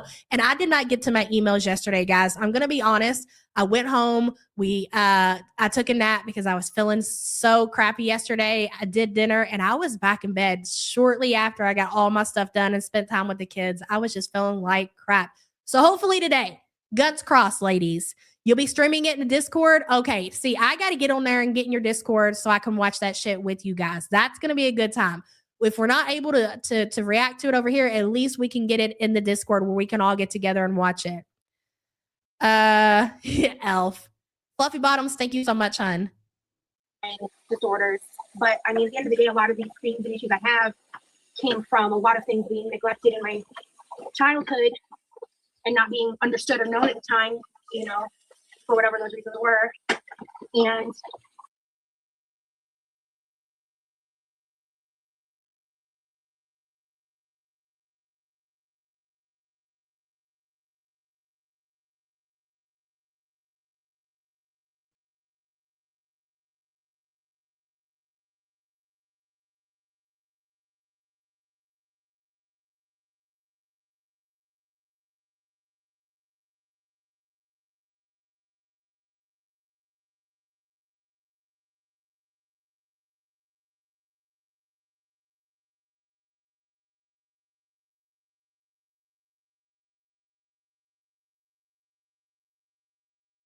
I can't fucking believe I was muted through all that. Holy shit. Unbelievable. Sorry, guys. Ghost Strip says PTSD and ADHD explain 99.999% of her issues. Meeting diagnosis criteria of other things having symptoms doesn't mean you should be diagnosed with that condition. And here's the thing that I was trying to say and I was muted. I knew somebody that had a lot of mental health issues. And especially as we become adults, we have a level of responsibility to where we need to make sure that we are seeing doctors and we are being treated and taking medication. That is your personal responsibility. It's not an excuse to go out here and behave a certain way or to live off of your family and just be a complete, total fucking loser POS that it seems like Rosie is. Get your life together. You're in your 30s at this point. Find yourself a doctor. If you don't have insurance, there are things you can do. There are even places that you can go that if you don't make a lot of money for like low income people to where like they're like caught in the middle or whatever, and you don't qualify for like free healthcare and you don't make enough money to pay for insurance to where you can get financial assistance, if you will. You just have to look for these resources and you have to take responsibility for things that you have going on. You never hear Rosie talking about that. You never hear her actually talk about putting in the work to get her situation, you know, at least addressed. Never hear anything about it. Why not? The only thing that she says is the healthcare in the United States sucks. And that's it. Never hear anything else outside of that. Ghost Strip, thank you so much for the support. You have to take some responsibility at some point. Now, unless like your condition is so bad to where maybe you need somebody else to step in, like a parent or a spouse or somebody, because you are mentally incapable of doing those things. Okay, that's fair. But she doesn't present herself to that extent. She's capable of doing these things. She just refuses to. Understand these things help me understand myself in a way that have helped me be a better person, a less messy person, a less unhealed version of myself, which is kind of, you know, how I've landed in myself in a lot of drama in the past and landed myself in a lot of painful situations that maybe a more healed version of myself wouldn't have gotten into to begin with, you know. But I feel like these diagnoses are information, and information is power. That's kind of how I feel about that. I don't view. Yes, I agree with that, Elf. Elf says there are ways to have a regular doctor. It takes effort. Even if you have good insurance, it still takes work to find a doctor that fits your needs and to make the appointments and to do follow-ups and everything that you're supposed to do. All of that shit, guess what? It takes effort. But as an adult, these are things that you have to do. Imagine if she had kids and she had to take care of finding these kids doctors and make sure they go to their appointments and make sure that their health care is taken care of. So at least the same thing can be said about Rosie, that is said about Amber, that is said about Chantel. Thank God for that. Diagnoses as I agree, Boogan. Losing weight should be a number one priority for her. It would be life-changing, and she knows it. Deep down, she knows that shit. She just doesn't want to hear it. And if you say that to her, you're an ableist. an excuse. I don't think people who are traumatized or bipolar or with BPD or with any cluster B personality or disorders or anything like that. I don't think any of those people are absolved from accountability simply because they struggle with these things. And that's why I believe so heavily in therapy, and that's why I believe so heavily in the things that I do. So just my thoughts. I'm sorry. Are you getting therapy? Are you receiving therapy? Are you seeing someone? Because I thought this whole thing was that you're not seeing anybody.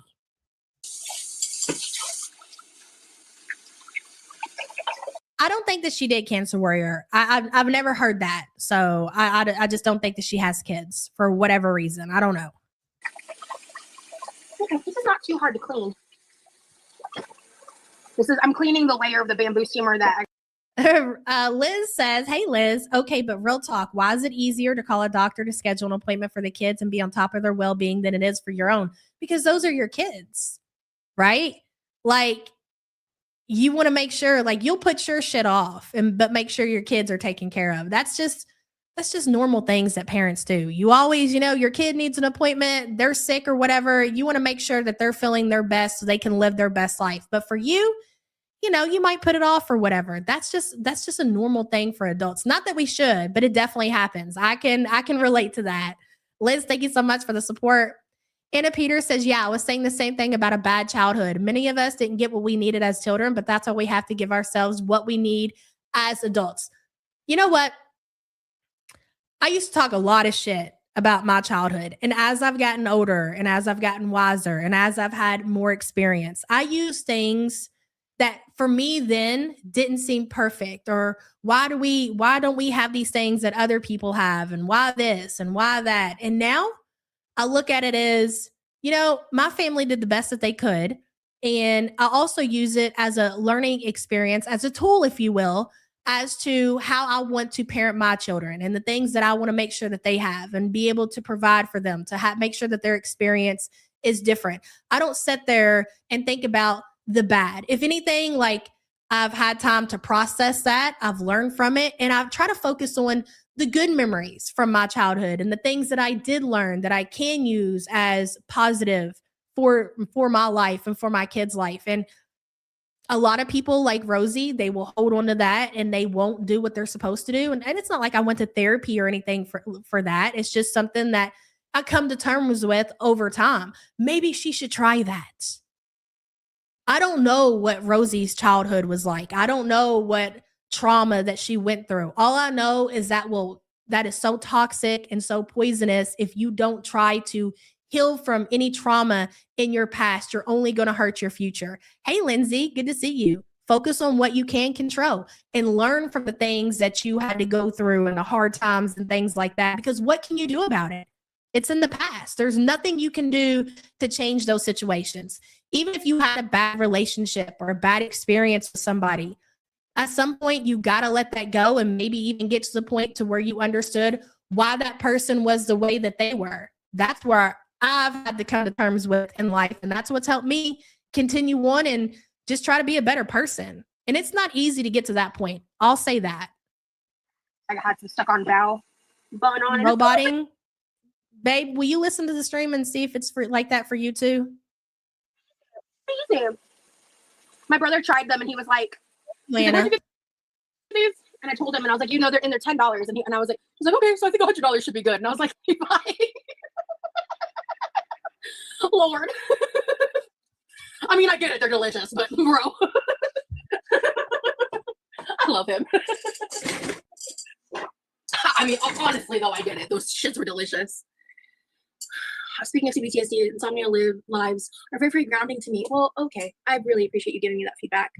I won't get into how and stuff, but they are, and I appreciate this a lot. Thanks for doing this. Well, okay. The main thing for me anyways, I can only speak off personal experience, is that I've always held on to the desire of wanting a really good life, like wanting to actually have a future. I've never wanted to just settle for,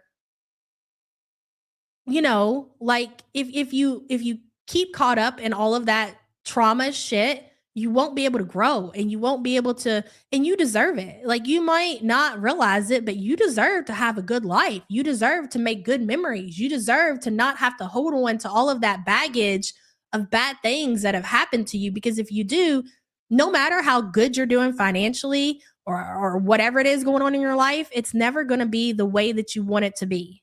I'm going to remember that. It's been a while since I've done one. Thank you. That warms my heart.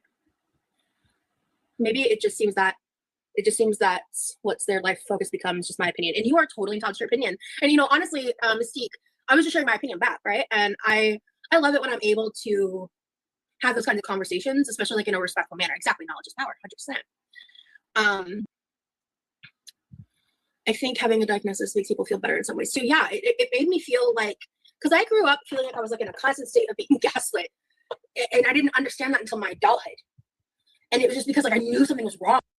I feel like when she talks like this, because Rosie will talk about her childhood and she will talk about how traumatic it was and she will talk about being gaslit and all that shit. I always feel like, and it very well could be that she's directing that towards her parents. And you got to wonder how, because, obviously her dad has been in chat, her mom is in chat, her mom participates with her live streams or whatever.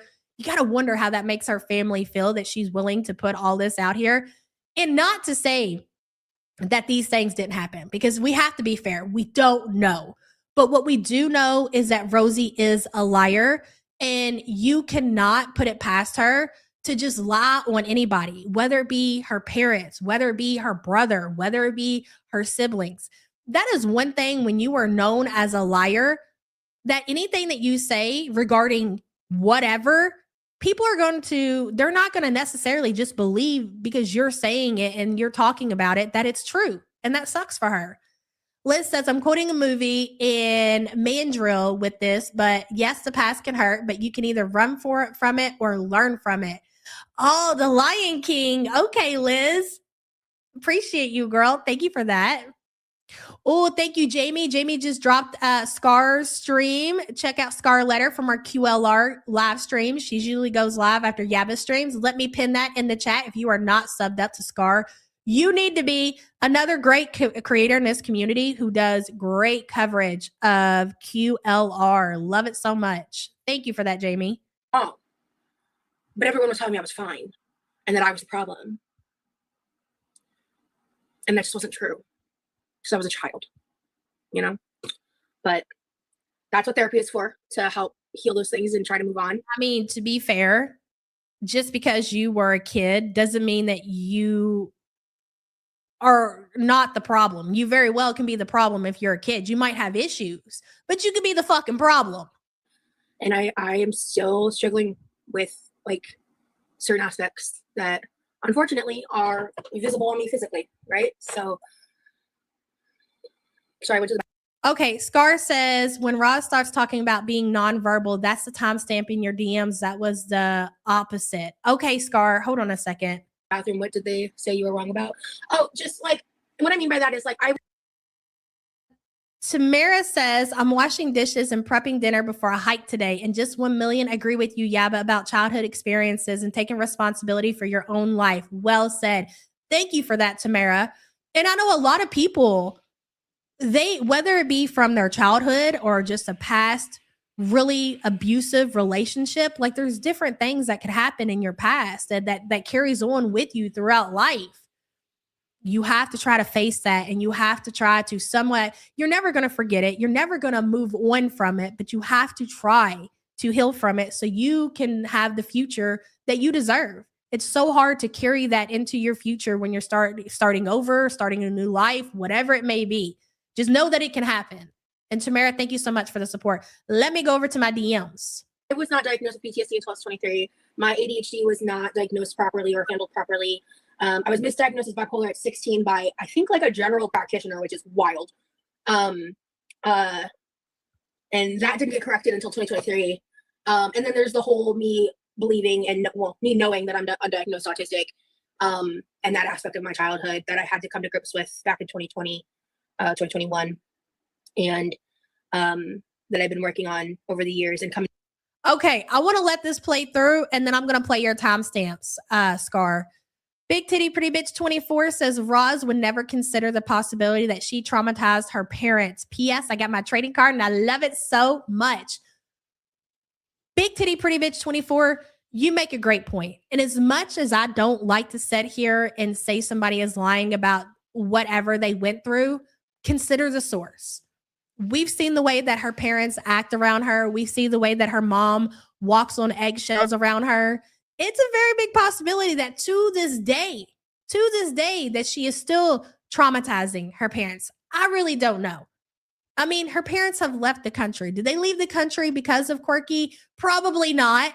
But did they say, this also gives us an opportunity to get away from that toxic situation with our daughter at our parents' home? That's definitely a plus. I've always said that. Big Titty Pretty Bitch 24, thank you so much for the support, and I'm glad you got your card. Coming into grips with that has helped me become. I want to tap it back just a little bit because I missed it. She was not diagnosed properly or handled properly. That is bad. And I am still struggling with like certain aspects that unfortunately are visible on me physically, right? So, sorry, I went to the bathroom. What did they say you were wrong about? Oh, just like, what I mean by that is like, I was not diagnosed with PTSD until I was 23. My ADHD was not diagnosed properly or handled properly.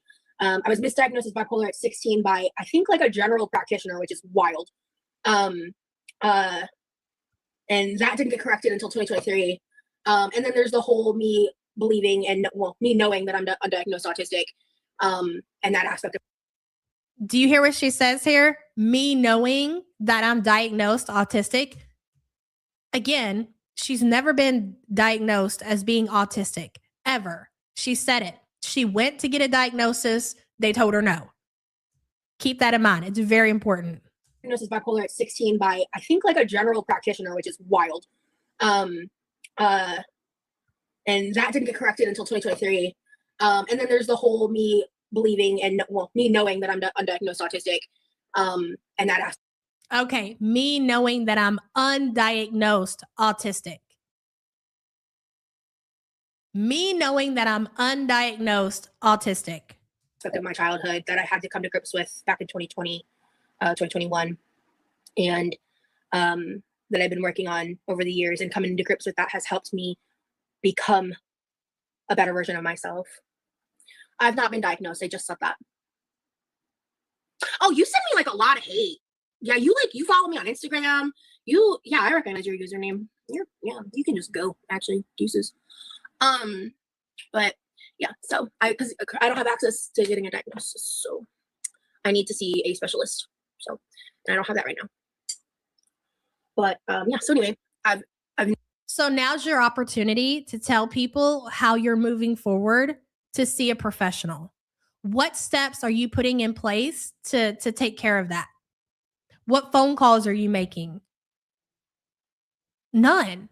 Absolutely nothing. never, and that's the thing is I was trying to not bring that point up for that reason, because the invalidation is crazy. But anyway. What kind of validation are you looking for? What kind of validation on the internet are you seeking about your undiagnosed autism? She saw multiple specialists, says Scarletter. Just Jamie says, keep in mind she has been prescribed meds to help manage her ADHD, but she stopped taking them for no reason and now claims she's treatment resistant. I think at some point, maybe there's definitely obviously something going on, because this is not normal behavior. Like, how far gone are we going to get before maybe somebody has this motherfucker committed? Because that is some crazy shit. Jamie, thank you for the super chat and the information. No one owes you validation. Because if you don't understand the nuance of American healthcare, and you don't understand the nuance of being an autistic woman, and especially my age group. So you're calling yourself an autistic woman while sitting there saying you're undiagnosed autistic. And what do you mean the nuance with the American health system? Like, you're going to have to talk specifics here, because we don't understand. We're not following along. Or older. I don't want to have a conversation with you about it, to be real. Ooh, you spent all this time unpacking, but you haven't moved in yet. Something really profound that affected me lately. I need to start moving in. Well, actually, so chronically Kelly, honestly, I feel like I've talked about this in the past. This is a really sensitive subject. Rod, thank you so much for gifting one the YouTube Underground membership. Claudio Robinson, welcome, new member. Thank you so much, Rod. Christina, hello, good to see you. I just seen you in the chat. River Bunny says autism is not a fad. It's hard to live with as a parent. Taking him to all his therapies, changing the way you live your life in order to give your child the best they deserve. I hate people like Rosie. Exactly. She doesn't realize how many people that she's offending getting on her platform and saying this shit. What am I getting to this on that?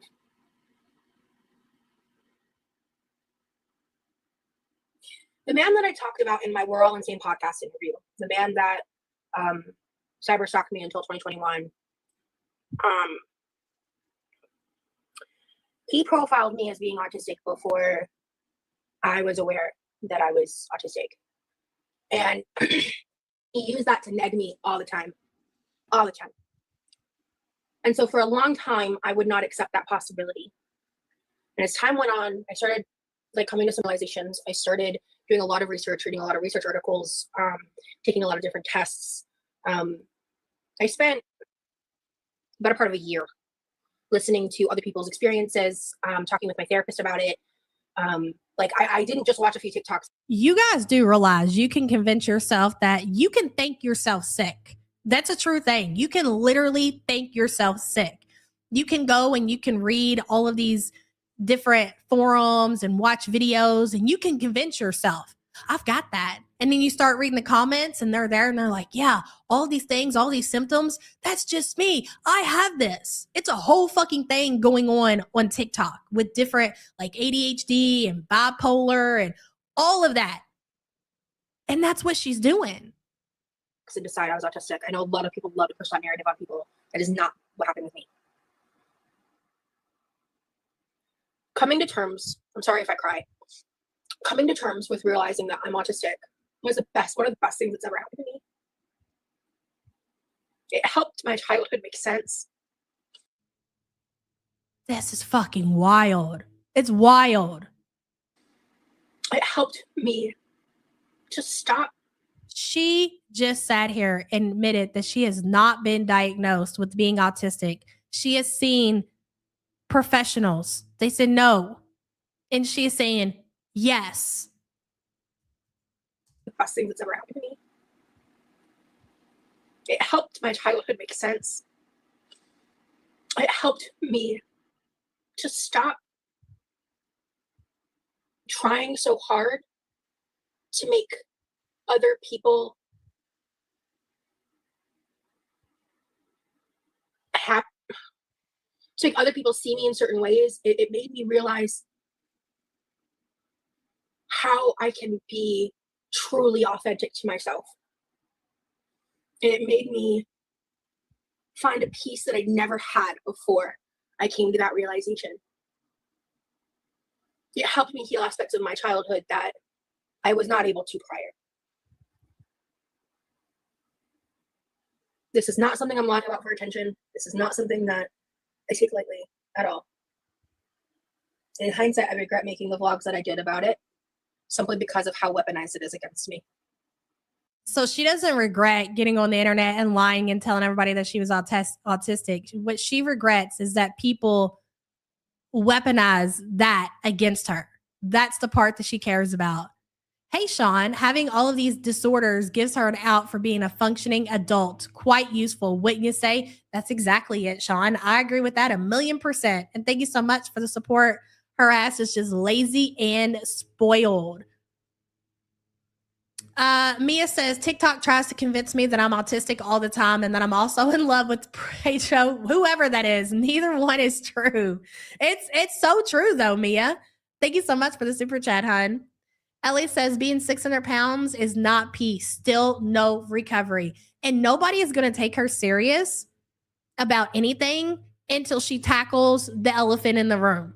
Literally tackles the elephant in the room. Pedro is cute, though. I'm not sure I know who it is. Because it is sensitive to me. And in a way, it saved me. And it was really difficult for me to come to terms with because I had childhood trauma on that topic I had to unpack that I'm not getting into online.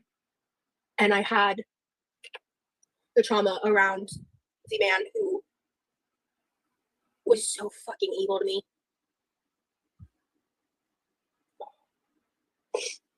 So if you want more information about my experiences with that, I don't want to rehash all my fucking trauma right now. So please, you can just watch the We're All Insane podcast. We can't fucking tell. We can't tell. Maggie says, autistic at the gym and have been in my therapy for years and working on my health. What's your excuse, Rosie? I'm waiting. And again, not to continue to bring it up, but just like the other girls, she's in the best position to help herself because she only has herself to worry about. There's no spouse. I mean, I guess you could say rim job, whatever. There's no kids. And Rosie above, like Foodie and Amber, financially, she doesn't even have to worry about rent. She doesn't have to worry about a mortgage. She doesn't have to worry about a car payment, insurance, like utilities, nothing. The food that she eats, I think, is her responsibility that she has to pay for. Outside of that, I don't think Rosie financially helps with anything. She really has no excuse. And she has a pool. She has a fucking pool in her yard. A pretty nice pool, by the way. A pretty nice pool. She has no excuse to be the way that she is. An excuse after excuse after excuse and tear after tear after tear. You can crawl all you want.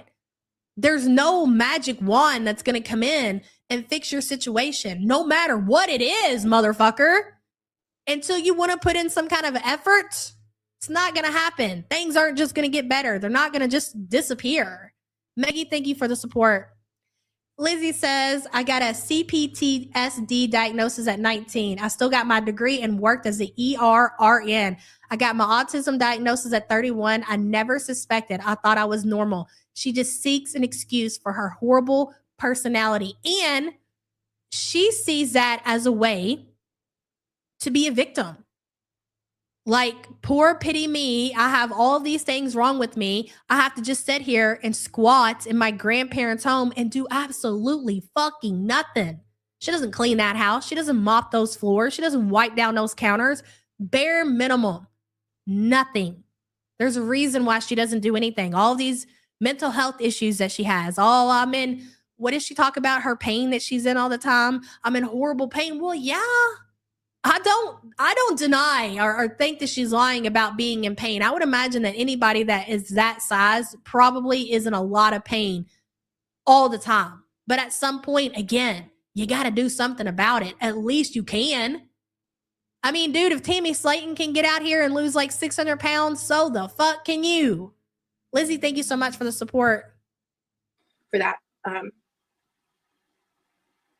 that's the other part of this that I think is, like when I went live on Thursday, I don't think I really had like hit me because I all that stuff is going to come back up because the podcast is going to be talked about more alone, let alone whatever is or isn't shared in the documentary. And so that's been something. And I've said this before. I've talked about this. I don't care. I don't think that she'll care that I'm bringing it back up. But Sam had a lot of issues with her back. She had to have surgeries, and Sam's not even that big. Okay. And even though she had all these disc issues, and I can't remember, she can probably tell you, like, she had a lot literally wrong with her back and her neck and all of that stuff. And do you know what the doctor said to her? What do you think that they said? What do you think was the first recommendation? Even though after she had all these scans and x-rays and MRIs and everything that showed that she obviously had all these issues with her back, what do you think the doctor recommended for her? Like the first fucking thing that they said, even though she had all that. Lose weight. If you lose weight, guess what? That's going to help your pain. Off top. Yes, you have all these issues. Yes, you're going to have surgery, but you still need to lose weight. A lot of the pain that you're in is because you're overweight. You might not be 600 pounds, 300 pounds, 400 pounds, whatever the case may be, but you're still carrying around extra weight on your body, which is also attached to the pain that you're experiencing. So anything that she goes to the doctor for all of her chronic pain issues that she's having, the first thing that they're going to say to her is they're going to tell her to lose weight. And then they're ableist, or then the doctors in America, they're horrible. They just treat you like blah, blah, blah, blah, blah, blah. Because she doesn't want to take responsibility for her own actions. That's crazy.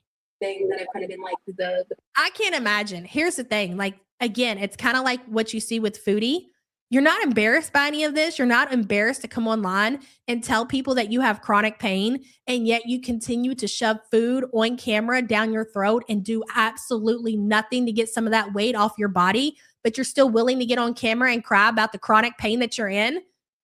Everybody that sees her, and even if they pretend to support her, they know that it comes down to the majority of her issues, all of the weight on her body. Hey, Morning on Mars, was born deaf and deaf mute until age of 5 and had surgery. CPTSD and autism. I'm also stupid as hell. Don't say that. And I work full time and get shit done. Gotta keep going. Exactly. And you know what? That is how the majority of people operate. No matter. Go to Walmart. You see people with disabilities, they're door greeters, they're cashiers, like people who have actual physical disabilities. Normally, a lot of people have to get out of bed. They have to go to work. And even if they're not going out to work, to some degree, they're having to function in life. The fact that she can just sit there and sleep all day and eat all day and then has the audacity to come online and cry about her fucking privilege problems, shut up. Shut up. I don't want to hear nothing from you. Morning on Mars, thank you so much for the support, hun. Mrs. Muretta, hello. Even if the girls lose pounds, they're not always marked safe. On a 600-pound life, so many surgery, lose weight, past 6 months later, the damage is done. That's true. That is true. That doesn't necessarily mean that you're going to be marked safe from all the damage that you've done to your body.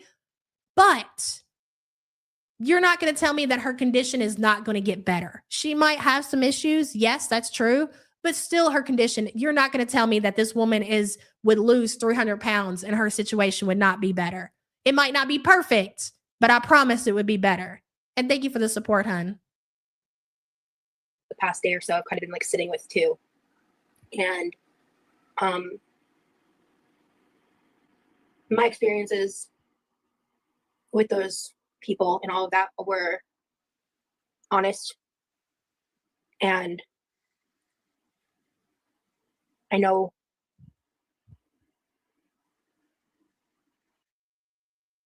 You know what? I never even considered that, sick girl. So her parents got her brother diagnosed, but not her. It just feels like she wants to use the ammo against her.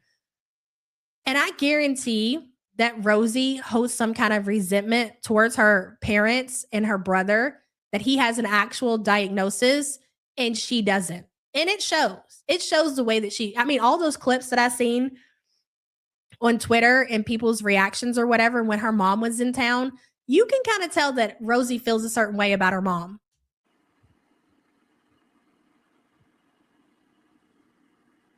Actually, I'm going to say this instead. I'm trying to learn not to care about other people's opinions of the validity of my trauma, because I lived it.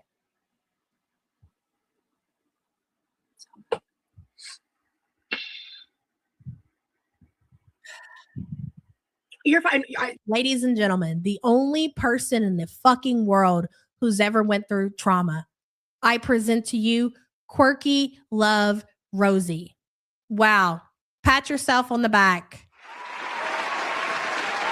The only person, ladies and gentlemen, the only person's trauma that actually matters. You said here, hey, Gabby, hello. I'm a newer follower, and you're good. You're good on that.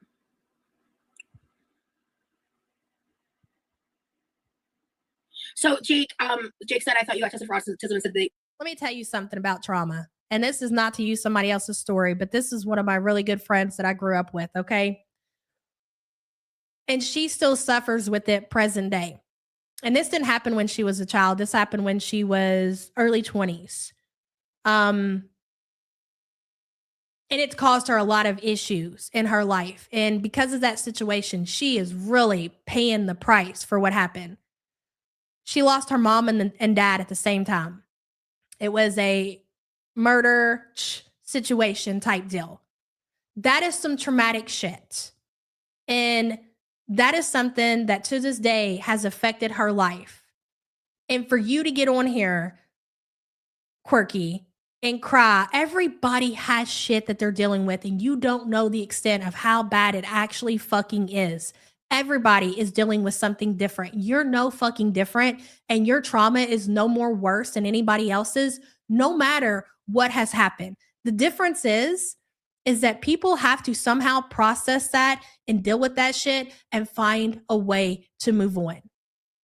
And then when you go out here and you realize that you've went through certain things in your life and you've survived it, and you listen to other people's stories, whether they be worse than what you went through or not as bad, you realize that every fucking body is going through something. And believe it or not, as bad as you think that shit was, it could have definitely been worse. So at some point, you're going to have to process this shit. That you weren't, did I miss something? That's not what happened. That's the thing. A lot of the drama channels are twisting what happened. I did get assessments. I mentioned it earlier in 2023. I asked them if they could assess me for autism. They weren't sure at first, and then they decided to go along with it. Then they pushed forward, and we did all the assessments. They went through everything. The main point of my referral was for the mental health stuff, the MDD, all that stuff.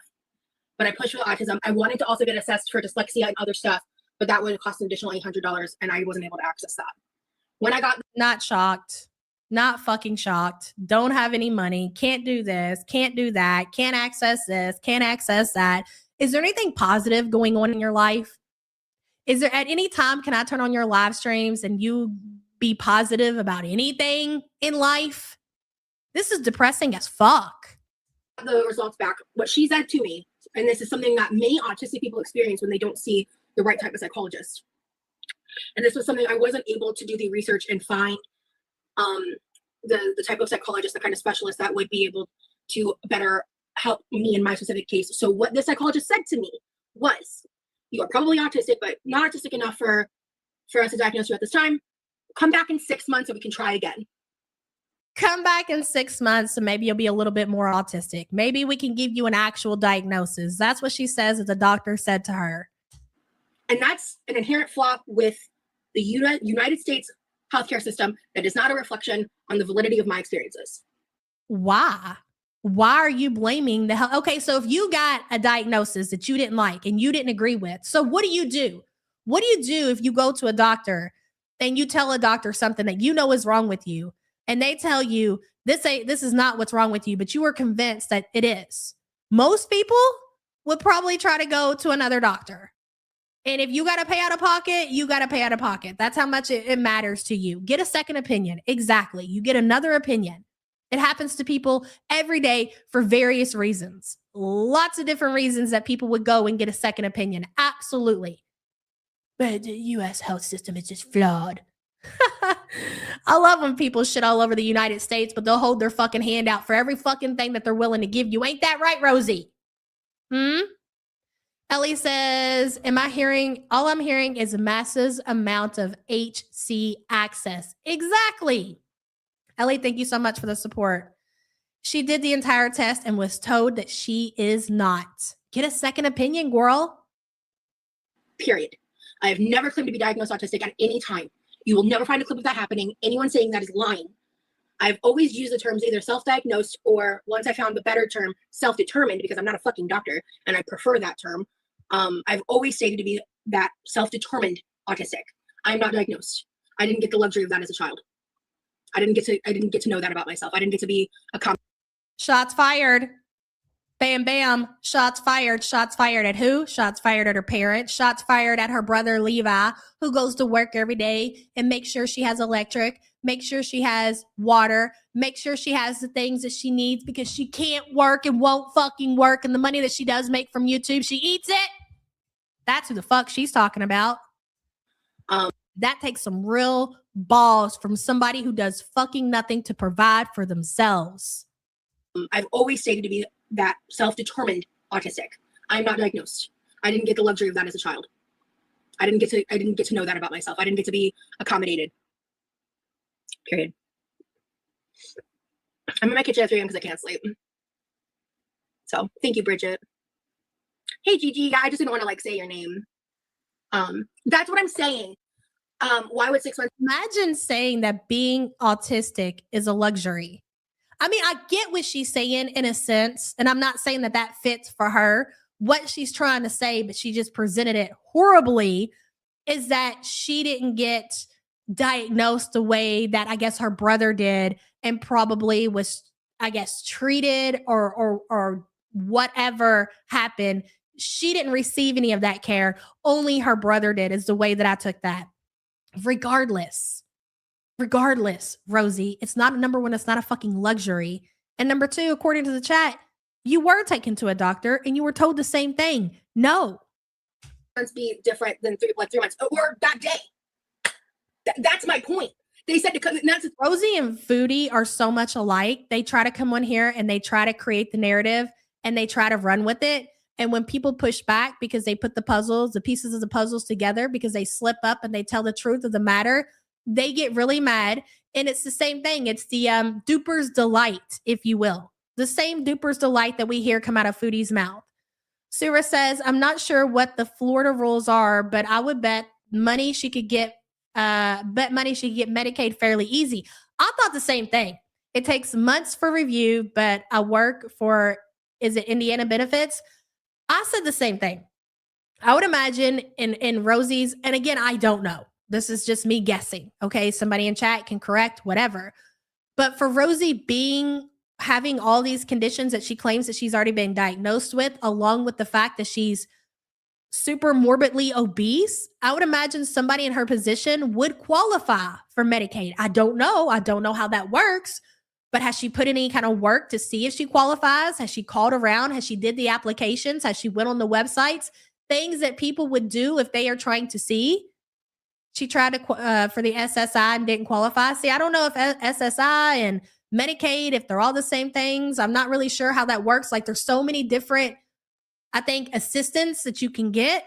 But I would imagine that it's somewhere that Rosie could either qualify for Medicaid or at least, if anything, qualify for financial assistance. She claims that she doesn't make a whole lot of money on social media. So why is she not having some kind of assistance with her healthcare? I guess I'm not understanding it. And the way that she presents this, though, is that she doesn't have access and she can't get it or whatever. But I don't know if that's the truth. Yeah, SSI isn't the same as Medicaid. So that's Social Security, right? And then Medicaid is Medicaid. Medicaid, I believe, is for like lower income families and lower income individuals. Like certain, if you don't make a lot of money, then you can qualify for assistance. You might have to pay some out of pocket. Again, not sure, but she has the, here you are in United States of America. You have the Florida website you can go to and see what options are available for you. She gets PayPal donations and you have to report that as income too. Okay. What's more important, Rosie? Walking away from social media and having to cut off the financial assistance that you get to continue to feed yourself because you're taken care of. It's not like she has to choose. A lot of people have to pick when they're, especially when you're talking about disability. And I know we're not talking about disability with Rosie, but I'm just using that for an example. People who are actually physically disabled, who are dragging themselves to work because they have to pay rent and they have to do this and they can barely fucking make it, have to have that. They have to pick. Am I going to pay my fucking bills? Or am I, trying to qualify for disability? She's in a position now to where she lives off of her family. She could completely walk away from social media and stop creating income for herself, for her food addiction, and more than likely qualify for these programs. At least I would think. Why won't she get a job that she can have insurance and get her own testing? That's another great question. She had a job for like a couple of days and she quit it. Sura, thank you for the support. Sean says, question, what about this woman is entertaining? I gotta know. Oh, it's the same shit. I mean, are you talking about for us? Why do we find her entertaining? The same reason I find Foodie and Amber entertaining. The lifestyle is so fucking bizarre, and the choices of doing everything that you shouldn't be doing and insisting that you're right, you can't look away. I can't believe that somebody is actually out here living their life like this. It's nothing like she's coming online and she's providing the shit show that is Chantel. It is a little bit different, but it's also the same, just delivered differently, if you will, if that makes sense. Sean, thank you for the support. Sparkle Fairy says she said she turned down special ed at school. How do you turn down special ed? Like when they tell you that you need special education, I don't know is that an option? Don't you have to go into those classes if they think that you need special education? Girl, I don't know. I guess she turned it down. Thank you for the super chat. She was medically kidnapped from her last job. She was tired and had a breakdown and needed an ambulance. She hates working. The thing is, I think that place fucking like screwed me over, to be honest with you. But that is a story that I've heard from many autistic women, that they've gotten through the whole process, and then they go to like another doctor, and then until they find someone who's actually informed in neurodivergency. Thanks for clearing that up. Absolutely, Jake. And that's what's so disgusting about the ableist narrative that I'm lying about being autistic. It's fucking atrocious. It's disgusting because it's just you're uninformed about the aspects of absolutely, Jake, until they find someone who's actually informed in neurodivergency. Thanks for clearing that up. Absolutely, Jake. And that's what's so disgusting about the ableist narrative that I'm lying about being autistic. It's fucking atrocious. It's disgusting because it's just you're uninformed about the aspects of what this is actually like for autistic people. And I will die on that fucking hill till the end of time. I've never lied about my diagnoses. I have no history of that. And people have applied that to me because of Amberlynn Reed and her experience. What the fuck does Amber have to do with this? I don't understand. Hey, crazy cat lady, let me see, girl. I might have, and I'm so sorry that I did. Oh, here you are. I didn't see it on my screen. Thank you for the support. Crazy cat lady says, happy belated birthday, Yaba. I missed some of the lives, but never miss a single second of the show. Great job growing the YouTube underground and creating beautiful objects for us to win and collect. I love you so much. That was so nice of you, crazy cat lady. Thank you so much. And thank you for being a member, hon. I appreciate you. BPD for Amber, autism for Roz is what she's saying. That's crazy. Fucking wild. Big Bertha says work from home job means listening to others, and it appears she only wants to hear herself speak. So true, Big Bertha. I'll never forget when I first started watching Rosie, and she had an office job that she had to leave every day and go to, and she was driving her parents' van at the time. Some of you all might be new to this, but Rosie, she drove a van up until, I don't know, like a year or so ago until it got totaled because she was doing DoorDash and left the van parked on the street, and somebody ran into it and totaled it. And guess what? Ever since then, she hasn't bothered. Again, another perfect opportunity. Living at home, being 34 years old, not having to pay anything, she should have saved up and bought herself another car, but she didn't buy herself the first one. She was driving the family van and totaled it when she was doing DoorDash deliveries. Could you imagine? Seriously, you order DoorDash and you got this 600-pound person hoofing your food to you. That would be funny. But my point is, another opportunity where she could have saved her coin, bought herself another car, and she can't be bothered because she won't address the elephant in the room. Her food addiction. All of the money, extra money that she gets, it's not going to things like a car or her health care or clothes, obviously. It goes right in her belly. Maybe when you get off of the I got autism and ADHD and hypermania and all, maybe you can actually address the real fucking problem here, Roz. Call me crazy. Bertha, thank you for the support. Salah's overworked right hand. I'm bipolar with severe depression. I lost my husband of 15 years in a car wreck at the age of 39. I get my ass up every day and I work anywhere from 50 to 55 hours a week. Go to therapy, Big Roz. That's my point exactly. You don't know the shit that people are dealing with, and they still have to go to work and be productive and live life, Roz. You can't even talk about real life experiences because all you're doing is fucking squatting in your grandparents' kitchen. You're missing out on everything. The days are just blowing by, and you're sitting here and you're complaining about the shit that you think that you have wrong with you. And at the end of the day, the only person that's going to suffer from that is you, big girl. Salah's overworked right hand. Thank you so much for being a member for 29 months. Ellie says exactly what would change for her with a diagnosis. That's a great question. Rosie, would you care to respond? Do you think anything's going to change if you went to the doctor tomorrow and they approved your healthcare or whatever it is that you're looking for? Would you even be able to make? Here's the important question, ladies and gentlemen.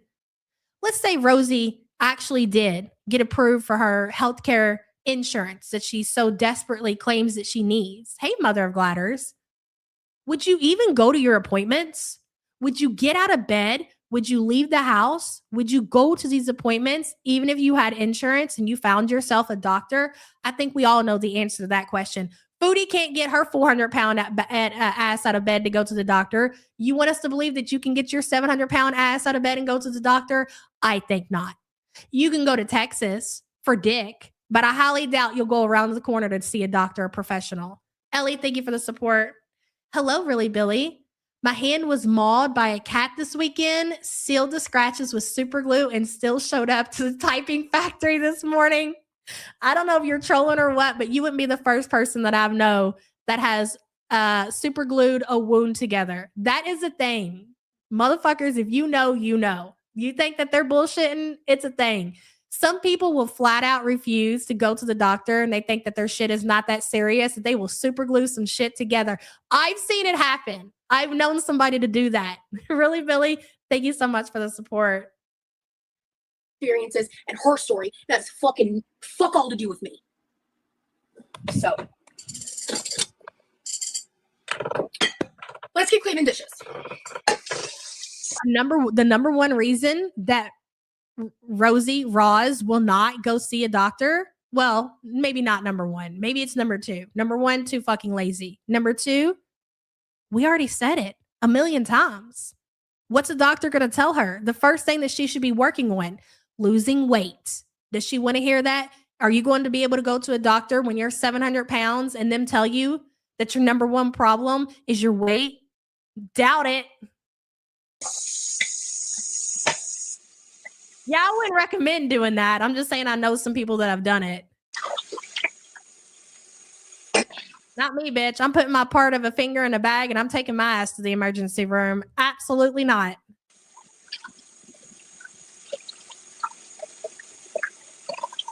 I have been in and out of therapy since I was 10 years old.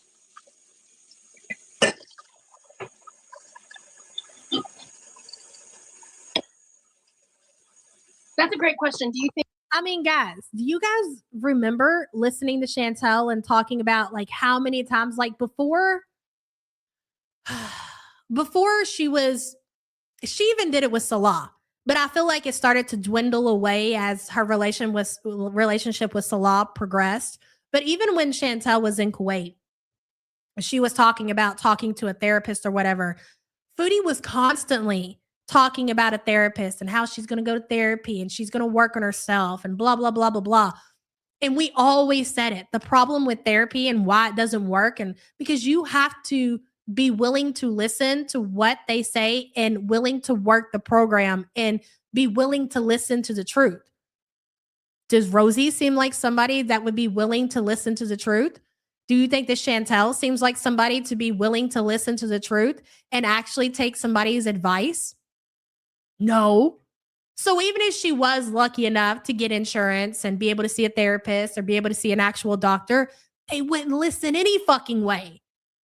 You're just wasting the resources at that point. So what the fuck are you complaining for? You have to want to get better no matter what it is. Exactly. Nee says, damn, Big Roz out here trying to catch a diagnosis like a Pokemon. Bitch, that was funny. Nee, thank you so much for the support. That was great. Therapy since 10, but never given an autism diagnosis. Exactly. I think getting diagnosed would benefit you. Seems you're confident in what you believe. I have gone back and forth on that. Charmingly awkward. In the beginning, it was really important to me for one reason. I wanted my parents to believe me. We have since had a lot of conversations. So when she talks about being gaslit and we were speculating it had to do with her parents, that just confirmed it. That would be so my parents would actually believe me. That says a lot right there. I have gone back and forth on that. Charmingly awkward. In the beginning, it was really important to me for one reason. I wanted my parents to believe me. We have since had a lot of conversations. We've watched, we even found unrelated, we found like childhood videos of me. And I eventually got the courage to talk to them about that and kind of explain it and talk about things, certain aspects of myself from like my very early childhood years that I've known about my whole life. Like I didn't start talking until I was 5. My hyperlexia, all these different things. Okay, so let me look at your conversation over here, Scar. 23-minute mark where she contradicts that she was hyper-verbal BS alive where we're watching. She says she was non-verbal until 5. That's pretty fucking important. I want to hear what she says here. Just a minute. We're going to pivot over really quick. I want to look at this clip that Scar sent me really quick. Let me see here. Let's see what Quirky is talking about in this video, shall we? 23-minute mark. Don't mind if I do. All right. Let's see. Here we go. Let's listen to what she says here, shall we? This is from Scar. She is pinned in the chat. You will see her channel link. If you're not subbed up, make sure you are.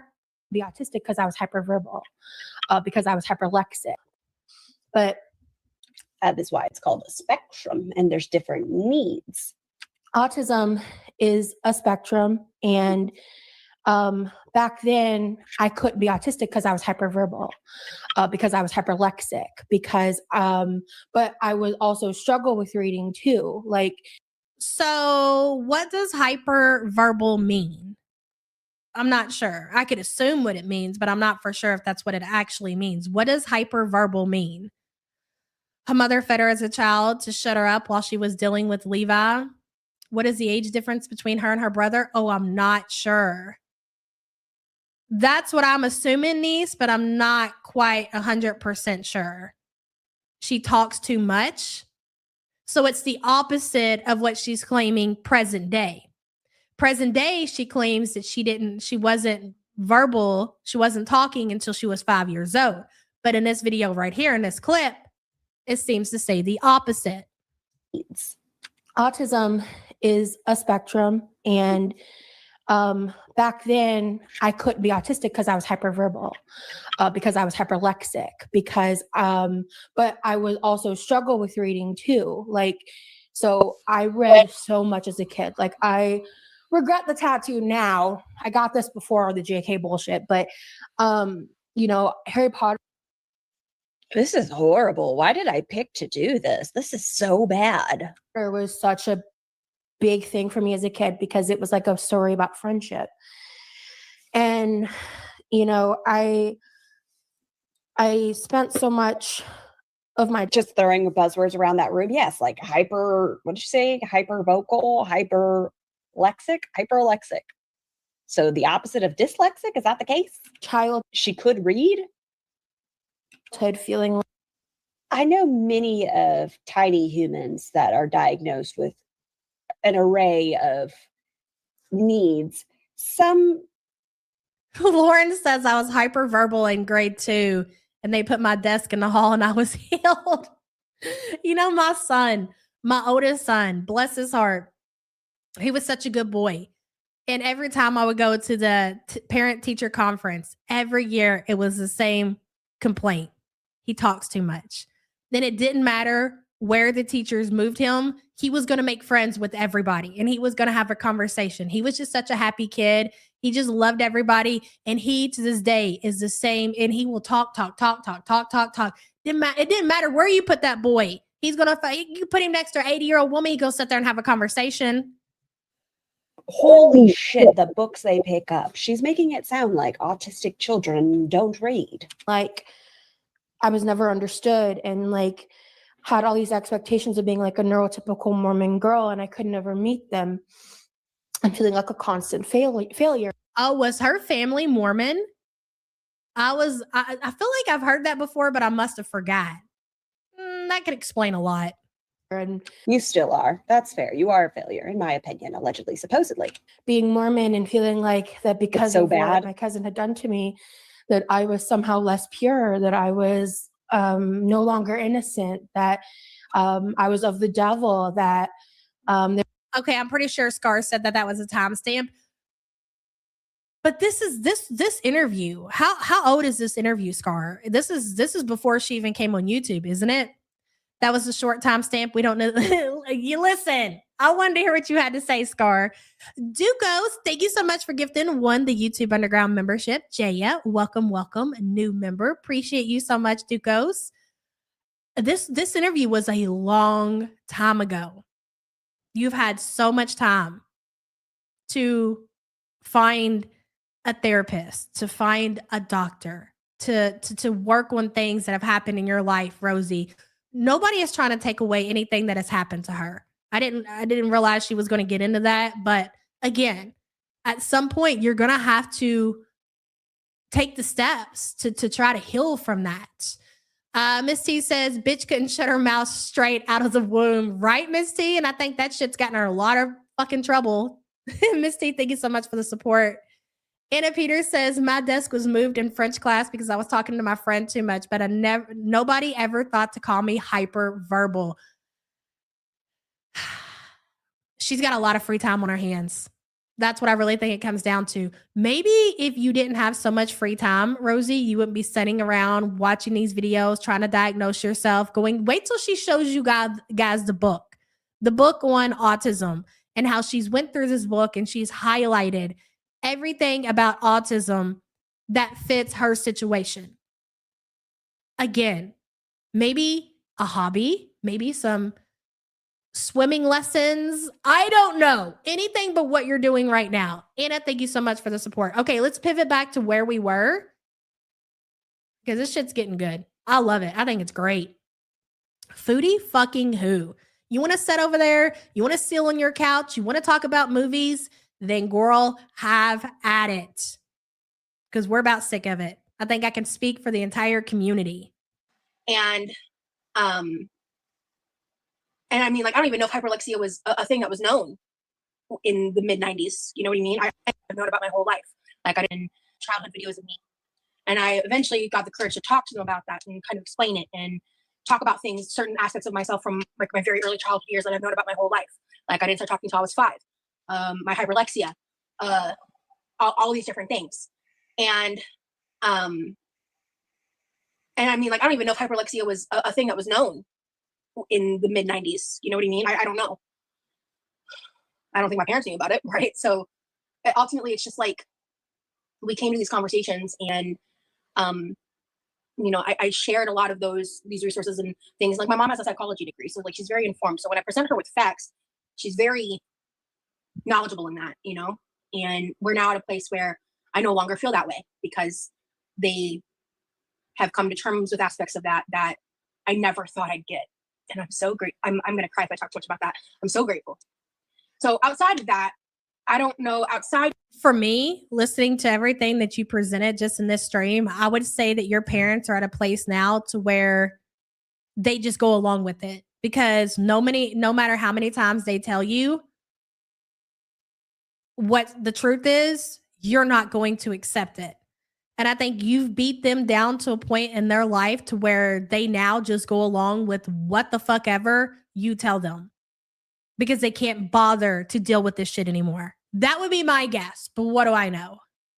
of if I want to go to college and get accommodations, that might be one of the main reasons I would want to diagnose this outside of just having it on paper.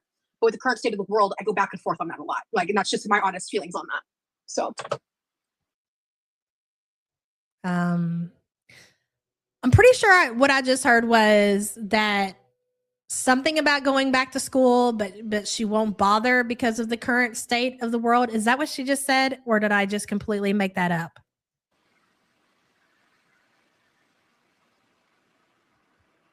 yeah, it's BS. They correlate you and Amberlyn. Ellie says, how were her parents supposed to get her help for a condition that nobody knew about? She blames her parents for her failed life. What an easy out. Yeah, she's not going to college. She can't even wash her ass. You think she's going to go to college? Please. She can't wash her hair. That's pretty obvious. Ellie, thank you for the support. Yulia says her mother with a psych degree does not believe she's autistic. Neither do doctors. Let that sink in. And if you don't walk away with anything from this stream today, take what Yulia just said. Her parents did not believe her, and doctors have said that she's not autistic. And yet she's still here, and she's willing, and she said it out of her own mouth, that she's willing to die on the hill that she's autistic. I would imagine for most people, like if they think that something is up and maybe they are autistic and they're like, I need to go see a doctor. I need to see what they say. I need to see if, professionals think that I have autism or whatever. And you go to a doctor and they're like, hey, look, we ran some tests and no, you're not autistic. I'll be like, damn, that's a relief. That's not that there's anything wrong with that, right? But I would imagine that there are some things that come along with, maybe some life changes or whatever. For most people, I'd be like, I would think that would be a relief for them that they don't have. And maybe that's an opportunity to say that, to open some doors to say, well, okay, well, you're not autistic. Well, let's see what else is going on. Let's see what the problem really is. But no, not Rosie. It has to be that. She knows it. She's read the book. She's done her own research, doctor. I don't care how many years, doctor, that you went to college, how many degrees you have. That doesn't hold a fucking fart to what I've researched myself with Chat GPT and TikTok videos in the comments section. You're wrong. I'm right. Yulia, thank you for the support. Cautious Observer says the girls are trying to out-victim each other. Sad. It really is something, isn't it? Never seen shit like this before. Cautious, thank you for the support.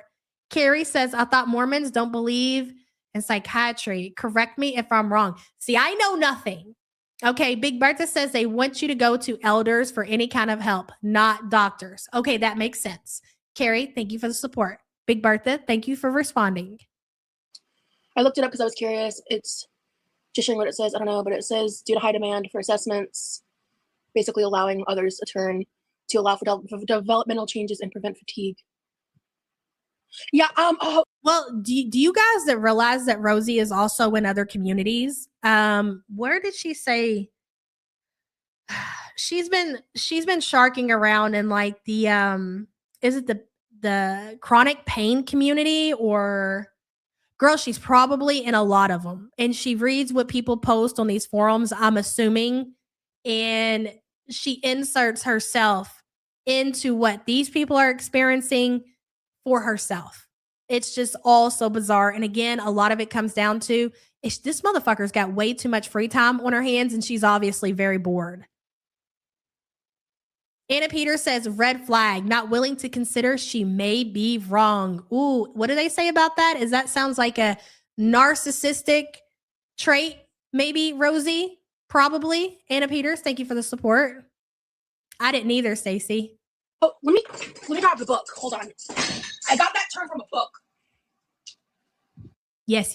Go get the book. Look at that chair, would you? Somebody bought her that chair just for her kitchen. You know what that looks like right there? I don't know that it is, but this is what it looks like the feet grinders look like that you do your feet with. I don't know if that's that or a cheese grater, but I wouldn't be surprised. Not that Rosie would actually be taking care of her feet, but still.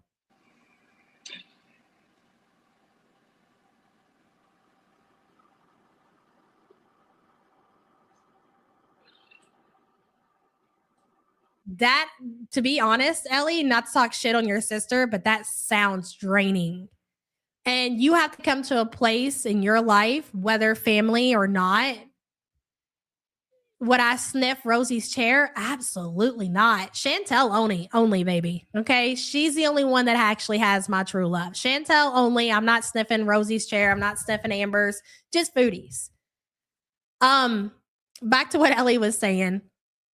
These people who are like this in your real life, when they become just so draining, at some point, you don't necessarily have to like cut them off completely, but you don't have to expose yourself to that either. Like, you have control over that, and don't feel bad about it either. Thank you for the support, hun. Frequent flyer, hello. She's the result of gentle parenting. I think it's worse than just gentle parenting. I get what you're saying, but this is like next level. This is beyond gentle parenting for sure. Because people who gentle parent, that's what it is, right? But this is feeding into your child's delusion. I still think it's a little bit different. I don't know what the word is or what the parenting style is, but definitely beyond gentle parenting. Thank you for the support, hun. Low Birdie, hello. It makes me so mad she can work. I have a few people that work for me that have mental disabilities. They are some of my best workers. She can work and she refuses to. And not only does she refuse to work, even when she has access to start, you're not going to tell me, you cannot convince me that she doesn't have access to some kind of assistance. I just refuse to believe that. She won't even bother. So what the fuck do you want people to do? That you just want to come online and cry and be a victim. Birdie, thank you so much for the support. Sugar Honey Iced Tea, hello. Imagine highlighting the majority of pages. What's the point? She didn't even have a highlighter. Remy could have shared his school supplies. Girl, she's getting the book. Just watch. Thank you so much for the super chat. Okay, hold on. I haven't read it in a while, so don't ask me to go into too great a detail. But it's called, it's a little dingy, I apologize. Unmasking Autism by Devin Price, PhD. Unmasking Autism. I just got to tap it back. Sorry, guys. Listen closely. Don't ask me to go into too great a detail. But it's called, it's a little dingy, I apologize. Unmasking Autism by Devin Price, PhD, author of Laziness Does Not Exist as well. I haven't read that one. It's called Discovering the New Faces of Neurodivergency. And I remember specifically, it was either the intro or the first chapter, like, dingy, I apologize. Unmasking Autism by Devin Price, PhD, author of Laziness Does Not Exist as well. I haven't read that. Also, the author of Laziness Does Not Exist as well. That's interesting. That's very interesting. Go ahead, Rosie. Masking Autism by Devin Price, PhD, author of Laziness. This is a two birds, one stone situation type deal. Does Not Exist as well. I haven't read that one. It's called Discovering the New Faces of Neurodivergency. And I remember specifically, it was either the intro. No, next up is being fat is not your fault. For the first chapter, like, a second.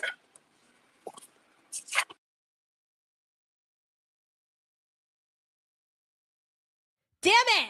Duco says, finally made alive over a year with the support group. Best year ever, right, Ducos? And thank you so much for being a member. I appreciate you. Callie's Bathroom Studio says you can gentle parent and still use boundaries and consequences for action. She clearly never had to face accountability. I agree with that. And there's different ways to parent your kids. It's whatever works for you and your family. You know what I mean? And as long as you're not out there abusing your kid, you know, and it's working for you, as long as you're parenting to some extent, that's great. But when you get to a point to where you're enabling certain behaviors, then it becomes a fucking problem. When you're not being honest with your kids about their behavior, that's a fucking problem. Not necessarily gentle behavior. Like, okay, so for me, for an example, and I know there's different levels to it, and I know what a lot of people are thinking, like participation trophy type shit. No, not that. So like, for instance, your kid's in their room and they have a cup of milk or something and they're dancing around and they knock over that cup of milk and it's all over the carpet. You don't have to kick in their door and act like a psycho. What the fuck's going on in here? What's happening? I can't fucking believe you just blah, blah, blah, and acting like just a nutter. You know, like you can come in and be like, let's clean it up together. You don't have to scream. You don't have to raise your voice. Like there's levels to that shit, right? And it comes in all kinds of different forms. You don't have to act like a psycho. But then you have what Rosie's parents and what Chantel's parents have done for their kids' situation, which is just another fucking level of, I don't know, enabling, I guess. What book does her parents read? Surviving Rosie. Very good, says, just thought. But I feel like this is how we will find out that Foodie will have gone to the sea with the live, with the to live with the other sea cows. We'll be watching Raws and someone will burst in the chat with the news. Oh my God, could you imagine? Very good. Are you speaking that into existence? Wow, that will be something. That is how it would happen. We expect this like big finale, big night, big nap type situation, type deal or whatever. And you're right. We'll probably be over here pivoted to Roz, chilling or whatever. And somebody's gonna be like, Pete's just posted on his community tab post, Chantel is one with the C. And I'll be like, that's it. That's a damn shame. Well, there's that. Very good. Thank you for the support. Ellie says the girls collecting mental excuses like Pokemon. Yes. Y'all love that today. Ellie, thank you for the support, hun. Hey, 10KD.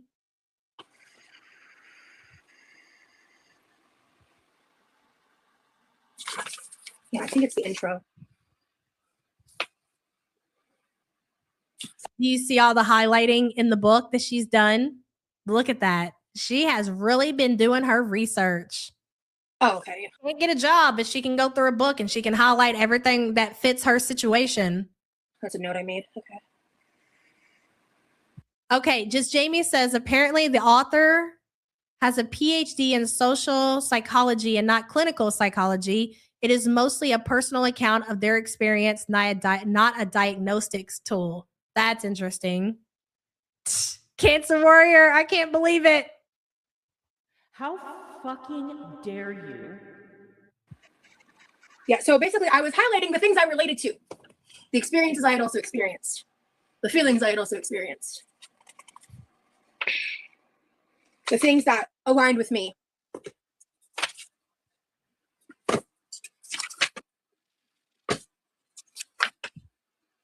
I could go on. Oh no! Oh no! I don't dog ear my dog. I don't dog ear my books. That was an accident. Oh no! God. So yeah, I think it was the intro. Yeah, because like this is where the author just kind of talked about their experiences. Exactly, Scar. In red. Who highlights in red? I'm pretty sure that Rosie's already struggling to see, seeing as she also suffers with the out of control type 2 diabetes. If you weren't aware, yes. I mean, obviously, right? I don't know that you can get to 700 pounds and not have diabetes, but she does. She talks about it. And she's highlighting that shit in red. Methinks, Shelly says psychopath. Methinks, and I could be wrong. This is just throwing it out there. That Miss Rosie's just going through and she's just highlighting some shit. And then she's like, when I'm talking about my autistic self-diagnosis, I'm going to show everybody that I've read this book here and all of these things. These are things that actually happened to me. She doesn't fucking know what's in that book. I believe they're non-binary, if I remember correctly. I'm not sure. But yeah, so anyway, this book helped me a lot. I can't tell. So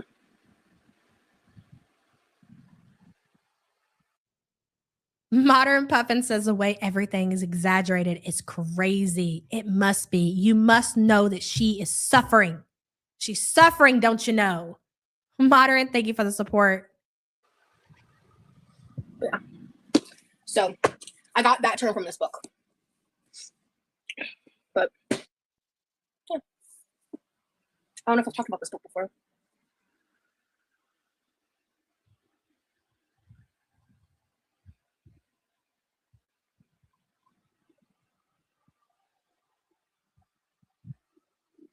Nothing like a good angry cleaning session, and I'm not. So again, gonna start repeating myself here, Rosie, but what's the plan? So are you trying to get a diagnosis so you can function better in life? Like, what's the goal here? What is the end goal with the diagnosis that you are seeking for so desperately? That's the $1 million question here that everybody wants to know. Big Bertha says, what changed for you, Rosie? Still in the kitchen chair, taking stock of your fridge? Big Bertha, thank you so much for the support. I've recently started talking to a healthcare professional for my own issues that I'm having in life. And the reason that I want to do that is because I want to function better. I want to mentally feel better in life. So things are easier. Maybe so I can feel better, whatever the case may be. Like if there's somebody I can talk to, if there's medication I can take and it can provide a better quality of life, I'm willing to work that program and go to different doctor's appointments so I can feel better. And that's what I would imagine what anybody would want to do. But I don't feel like I'm getting that from Rosie. Like, she's not seeking to just feel better and be able to function in life. She just wants the diagnosis so she can say, this is the reason for all of the issues that I have in life. So it's really for fucking nothing. It's just to have something to talk about when she goes live and she does these live streams, because there's no content to actually even bring to the fucking table at this point. That book was used in university to teach therapists. In other words, her mom's book. That makes sense. Bertha, thank you so much for the support, hun. I'm not joking. Anger should be expressed in a healthy way, because if not, it gets stuck in the body. Real. So, yeah. So this book helped me a lot, and it was one of the aspects of how I like talked to my mom and dad, and how I was able to really reflect back in my life, and along with, like, because I read this like years. No offense. That's great that you have active parents. Like, you are really fucking lucky. You have active parents in your life that seem like they want to be a part of your life anyways. You're 30 something years old. Who fucking cares? Why do you need to, why are your parents, maybe it's just me, but why are your parents this involved in your life at like 34 years old? That's great that you have conversations with them and you see them or whatever. But outside of that, like, it's just the relationship with her parents at this age just seems kind of fucking weird. Like, she's still trying to convince them that she has, what the fuck does it matter? You're 34, 35 years old. I don't understand what the point is. You're an adult. You're beyond being an adult at this point. Ellie says some people don't want to get better because being sick is their entire personality. Yes. And that is what you see with Rosie. Ellie, thank you for the support. She can't afford her own pizza rolls, yeah, but check your privilege. The whole pizza roll situation, it is wild, Strange, I know. Yes, 10KD. Like, there's nothing wrong with having an amazing relationship with your parents later in life. That's a blessing. That is great. But the way that 10KD just said it in chat, it nails it. She's talking to them like they're still parenting her. You're an adult, for the love of God. These are things that you should be taking care of. You shouldn't be convincing your parents at 34 years old that you're fucking autistic. It's so bizarre. Grow up. Later, like, I bought this while I was living in Florida. Maybe that's a conversation that should be had by your parents to you, is to tell you to grow the fuck up. A lot of the initial research and stuff that I did was before. The pizza roll situation, they shop at Sam's Club. And anything that anybody knows about Sam's Club, it's bulk. You go there to buy bulk food. A lot of like the little stands or whatever at the ballpark, they get their stuff from the Sam's Club. Or if you have a big family and you're trying to buy in bulk, and some probably just regular people will go to Sam's Club and get stuff and it'll last forever and they don't have to worry about going to the store for a while. Lots of different reasons, right? When Rosie's mom was in town, she went to the Sam's Club by herself because God forbid that Rosie get out of bed and go grocery shopping for herself. So her mother did it for her. And her mom bought like 3 boxes. And these aren't even family size. Like, you can get family size at Walmart. They were bulk pizza rolls because that's what Rosie likes. Like 3 fucking boxes of that shit. It was crazy. We'll have to watch that one day. If I told my mama has some diagnosis, she'd be like, okay, bitch, go handle that. Yeah, right? I found this book, which is why there was a time where I did use the phrase self-diagnosed, but I feel like self-determined is more accurate. So. Self-determined. Oh my God. Here we go. Yeah, quickly. I'm gonna at this point, I'm not even gonna get to the freaking fridge.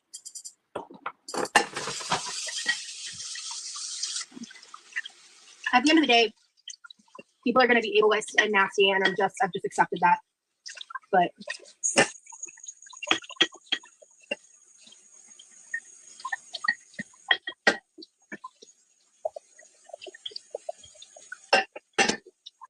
okay, Really Billy says this parent-daughter relationship is pretty common in the Mormon community. She's under the dad's authority until she's married off, which may be true, Really Billy, but I don't think that and again, you guys will have to correct me if I'm wrong. I don't believe that any of her family is Mormon at this point, and I don't think that's necessarily the dynamic of their family. I just think that Rosie is just mentally a fucking child, and they are dealing with her as such. But I could be wrong about that. Thank you for the super chat. If you disagree with Raj, you're an ableist. Yes, exactly. I am still cleaning the kitchen because I hate doing the dishes. But for me, from what I've seen with Rosie and her parents, I think it's that her parents have been guilted into everything that is wrong with Rosie's life is because of her childhood, what she calls her childhood trauma, whatever that is. And so they feel guilt now. They have been kind of like pressured into feeling guilt about her situation. So they in turn enable her to a crazy extent, which is not helping her by any means. Because what happens when you're gone? And there's no, what is Levi supposed to step in and take care of Rosie when they're retired, or God forbid, you know, they get old, and what happens when you fucking die, right? You have to raise your kids to be independent because you're not always going to be fucking around to take care of them. once we're done with that, I want to go through the fridge. They're no longer up. They didn't make the demonetization gate. I deleted like everything health related.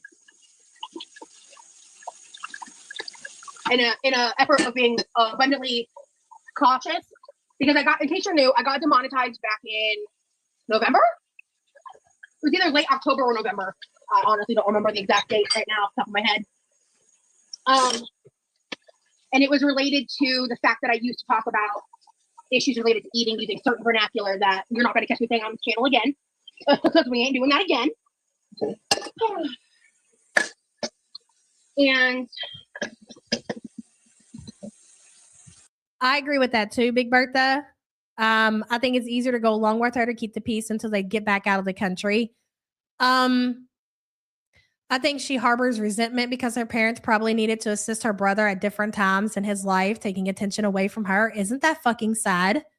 Instead of like helping her parents, can y'all hold on a second? My son's calling me. Give me 2 seconds.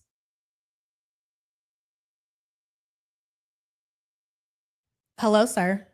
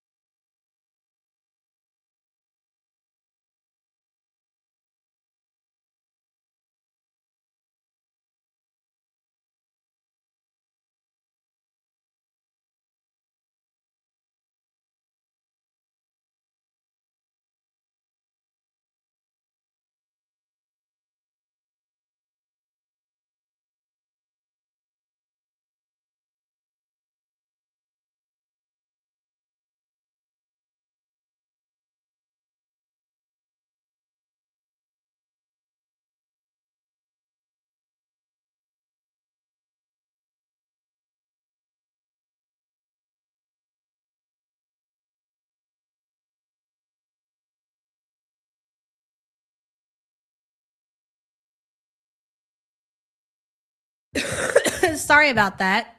Where were we? I can't even remember. I feel like we were talking about her parents, but fuck, it's done past. Anyways, back to you, Rosie. yeah, my mom graduated from college when I was 17.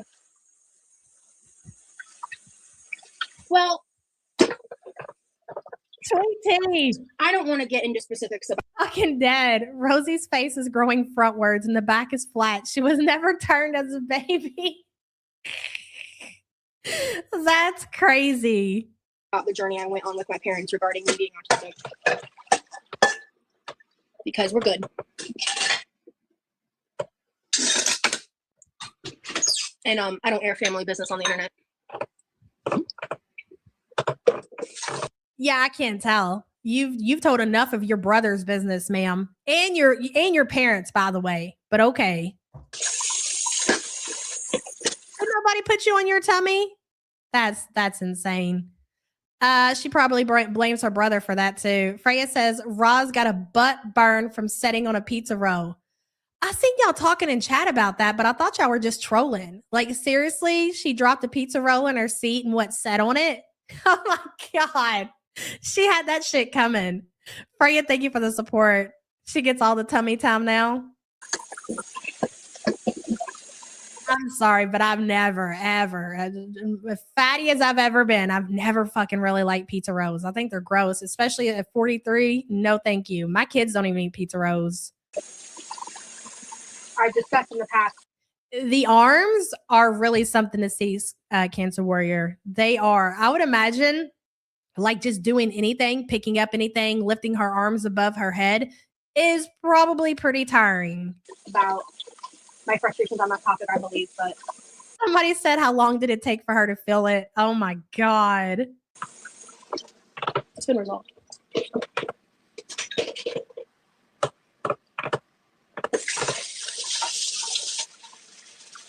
That's right, bro. If she ever wants to say anything on it, she can, but my mom doesn't like to get involved with that kind of stuff, and I don't expect her to.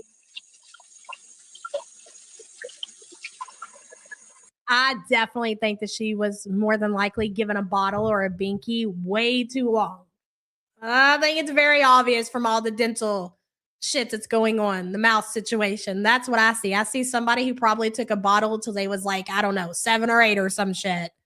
Charlotte, thank you for the support. No, I did answer it. Oh, maybe a thumb sucker. That could be it too. Kelly, I said it's no longer on the internet. I had to remove it because I was demonetized. Would you rather have Rosie's arms or Cutie's guns? Shit. I don't know, man. That's a hard one. That's what I was just talking about. When I was demonetized, I removed everything health related. That's what I was just saying. And that included the autism assessment because it was health related. And at the time, there were still a lot of unknowns regarding the whole demonetization gate that happened. And so I did that in more room for tattoos. Well, to be fair, Scar, you could definitely tattoo the gun. Sense of overabundant caution. Ugh. I don't normally delete content. I really don't. I deleted a ton of shit when I got demonetized because I wanted to make sure. That's not true. That's not true. She was always taking down content. Even before she lost her monetization, if she got pushed back on any of her videos, she would remove it. My son's a thumb sucker and we had a time breaking it. I still think he's going to need braces. Oh man. You know what? I got really lucky. My kids never were thumb suckers and they never took binkies. And and it's not that I didn't offer them the binky because girl, sometimes you got to do what you got to do. Here, you take this binky. They never would take a binky. That I got remonetized, you know? And I wish I hadn't deleted as much as I did knowing what I know now, but say lovey. It's actually really sucks because I feel like there's a lot there that would benefit me if I still had it up. But whatever. I can't undo it.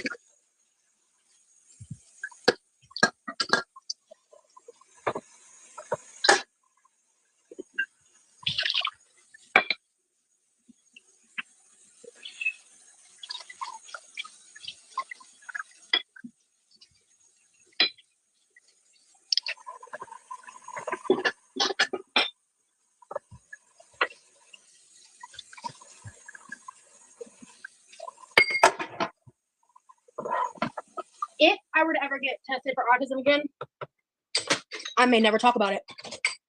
And if I were to talk about it, it wouldn't be talking fact. I learned my lesson. If you went to the doctor and they gave you an actual autistic diagnosis that you were seeking for, you would run gunt so fast to the internet and fire up a live stream and tell everybody you actually got what you were looking for. Our heads would spin. You are so full of shit. Quite frankly, like I said, I wish I never had made it into content. I wish I had more foresight. We've been watching you for 53 minutes. Well, you've been talking for 53 minutes. And all you've talked about is that.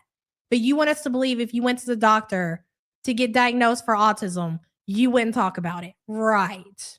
And to how that could be weaponized against me.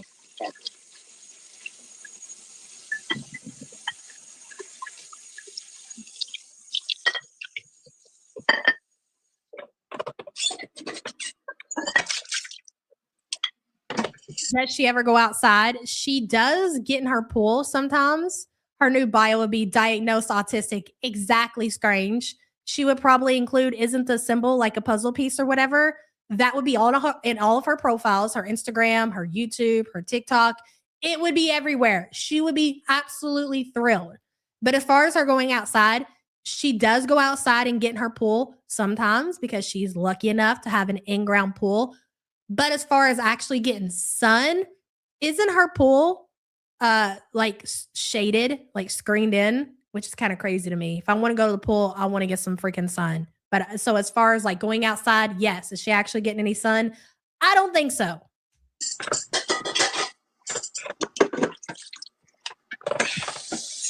She would change her name to Autistic Love Rosie. Yes, she would.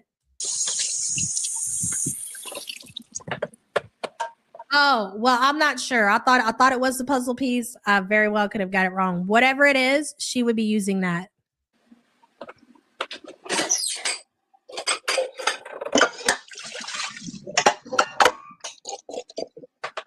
So you think I have anger issues? No. I don't think being expressed, I'm not like yelling at the camera. I'm not like freaking the fuck out. Speaking of anger issues, I think I was getting to that for my kid called. I think I'll also, in this, again, it's just speculation. Hey, Yami, good to see you, girl. I do think, just from her behavior on the internet, that there's a very big possibility that anger issues exist.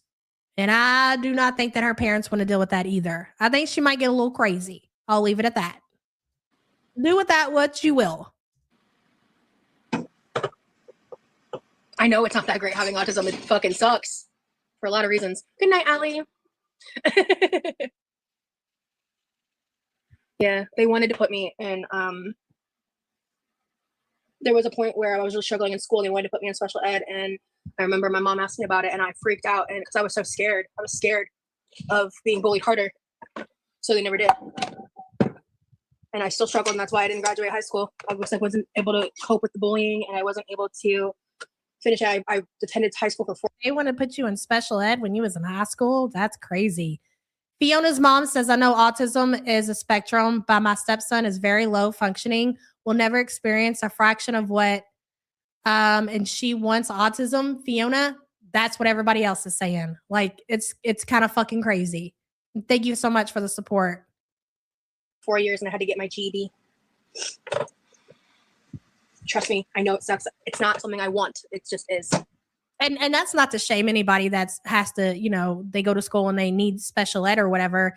But I just assume that if you need special education, that normally happens when you're younger and it's just either something that you continue with or maybe you move out of. I'm not sure. But to go into special ed in high school seems kind of, that's a lot. I don't know how else to make that like obvious.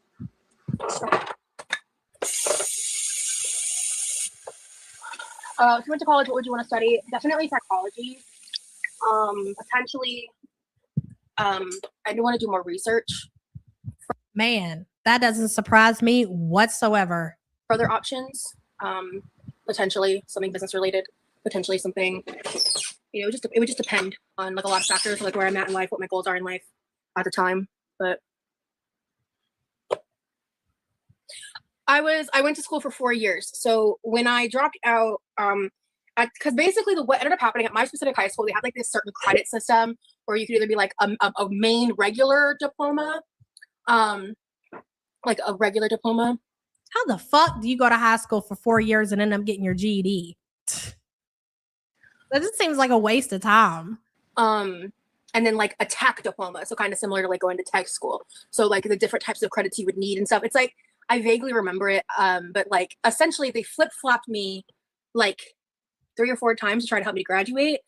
And I was struggling in school because like at that point was when I got misdiagnosed as bipolar, because that was when I kind of like snapped and started like acting out and had a lot of anger until I started doing like real therapeutic work when I was 18 after I had dropped out with a therapist I had met when I did my first PHP program at 17.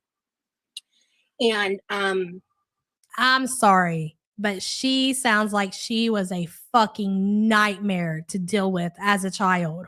Everything seems so fucking complicated. Holy shit. Super Hucky, thank you so much for upgrading your membership to True Love Girl. Don't forget to send your information to the email in the description for your postcard, your sticker, and your trading card. You're going to love them so much. And thank you for joining. Let me think.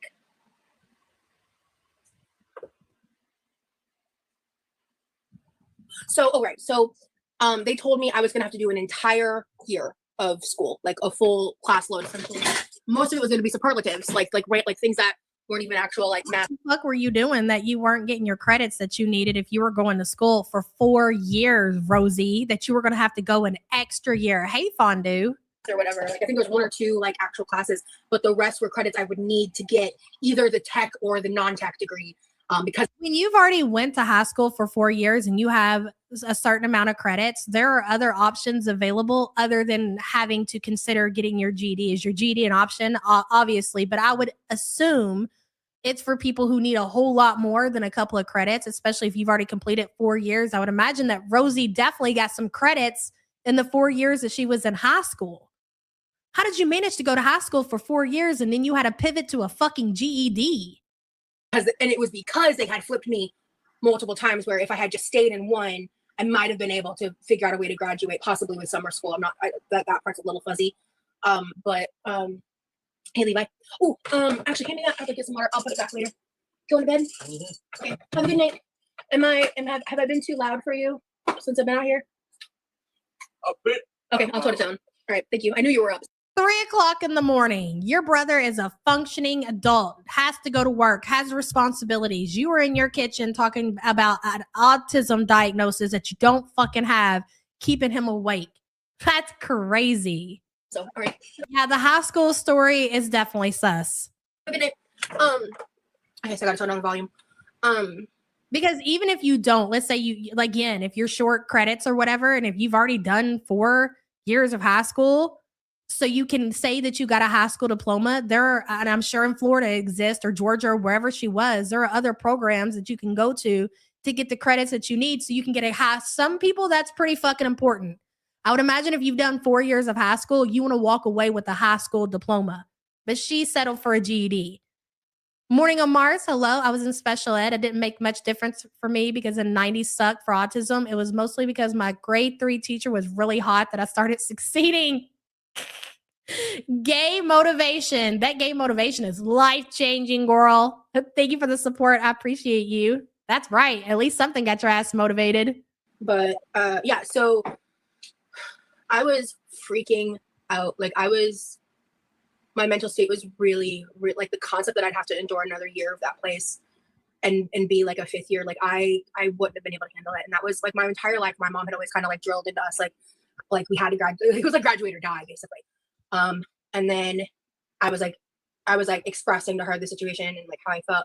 And she looked at me and she was like, you know, like you can drop out. And I was like, what? What do you mean? What do you mean? And like the second she gave me like basically the permission, like that it was okay. I went, in Georgia, you were able to pre-test for a GED. And that would qualify basically to waive it. It was like a $90 fee. So I did the pre-test work. This is so weird that she remembers the money attached to the GED. Okay. And I'm pretty sure your parents more than likely paid for that. And they like you had to do, it was like an hour requirement. So they gave me a bunch of work. I finished it. And then they gave me more work. I finished that and I still hadn't fit 40 hours. And they were just like, yeah, so we don't have anything else to give you. So we'll just like pass you. And I was like, okay, cool. And I mean, I passed it first try. Like, honestly, like, I remember being surprised at how easy the GED was. Because for me, it wasn't about the coursework. It was about like how much I was bullied in school and like all that stuff, which I don't talk about nearly as much as I did in like my early 20s because I'm well past it. Like I've worked through that in therapy. I can't tell. I can't tell that you're over the high school bullying, Rosie. I can't. Years now, like years ago. So, and quite frankly, everything I've dealt with on the internet since is just so much worse.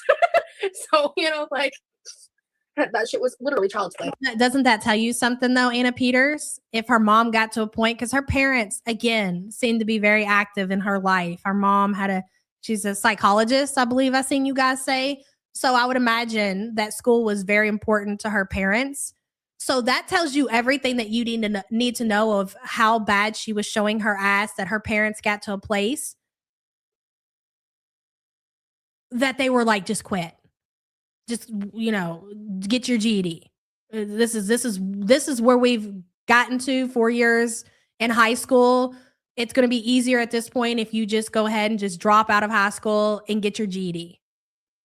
In comparison, but you know, it impacted me a lot as a child, obviously.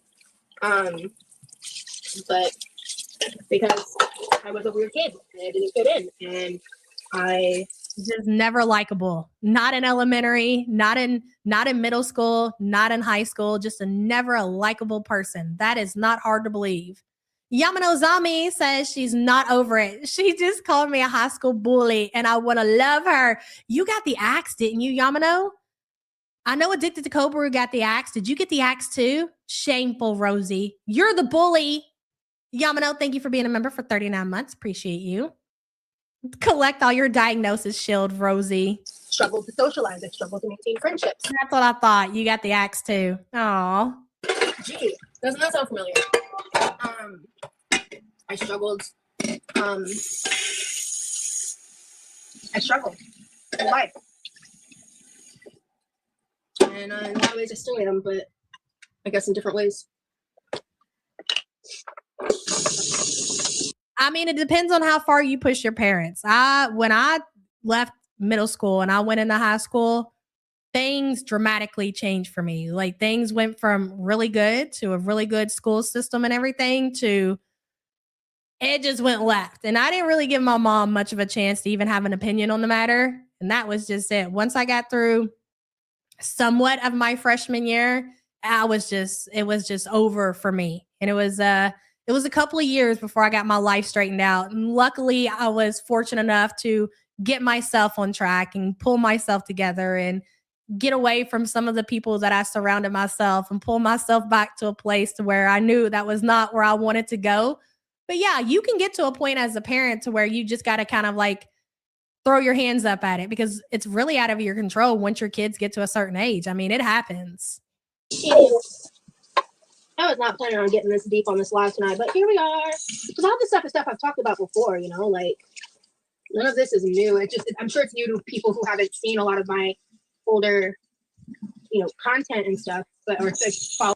My life was a lot different. Like not just my like school life, my home life. It was very chaotic, if you will. There are a lot of characters surrounding my personal life that played a role into that, and a lot of free will, if you will, and not necessarily the right friends. And you have control over that. Like I have control over my situation. It's completely different environment. I don't even consider the things that I went through happening to my kids. Like they don't have the same excuses. You can control it, Freya.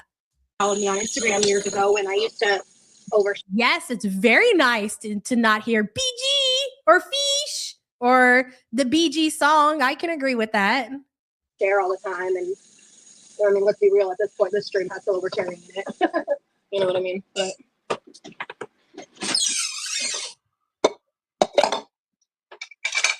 I think it's revolting. There's somebody in chat with a screen name Rosie's price that she paid. Rosie can choose to get up out of her rolly chair and do something with her life. Nobody is stopping her from doing that but her. She could be living the best life, just like anybody else that's doing this. And the foodies and the Ambers, she could take her little live streaming and she could travel and she could go places and she could have experiences. And this is what she chooses to do. How I'm treated on that topic. That's a great question. When did her parents leave the country? Regarding out of the three girls, who would you rather claim to be a mother of?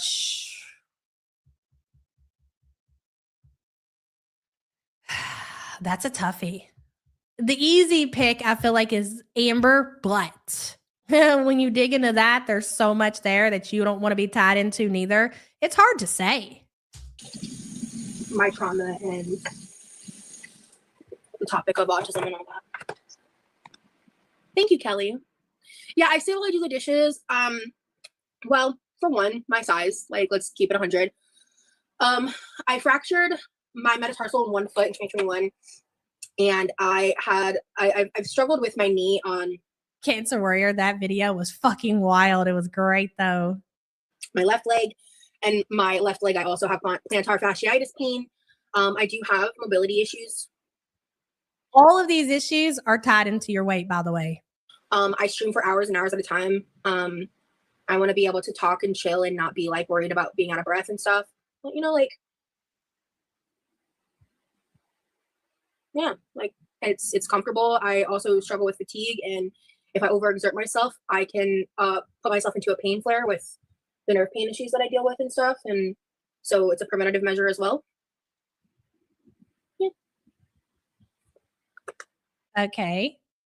Again, all of those tie into your weight issues. Maybe if you cared about that, I think you might have a better chance of people actually taking you serious on all the other things that you talk about. Like if you cared as much about your weight as you did all of these diagnoses that you're throwing out there, people might be inclined to take you more serious. But you obviously don't give a fuck about any of it.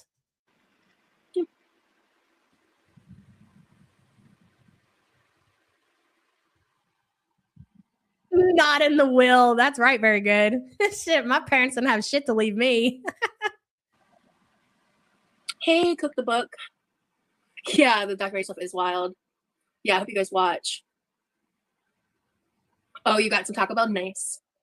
Yeah, I did get medicated. They put me on Stafrus, actually. So my mom, I don't think I was in like a clinical trial. You have a lot of struggles. Yeah, I do.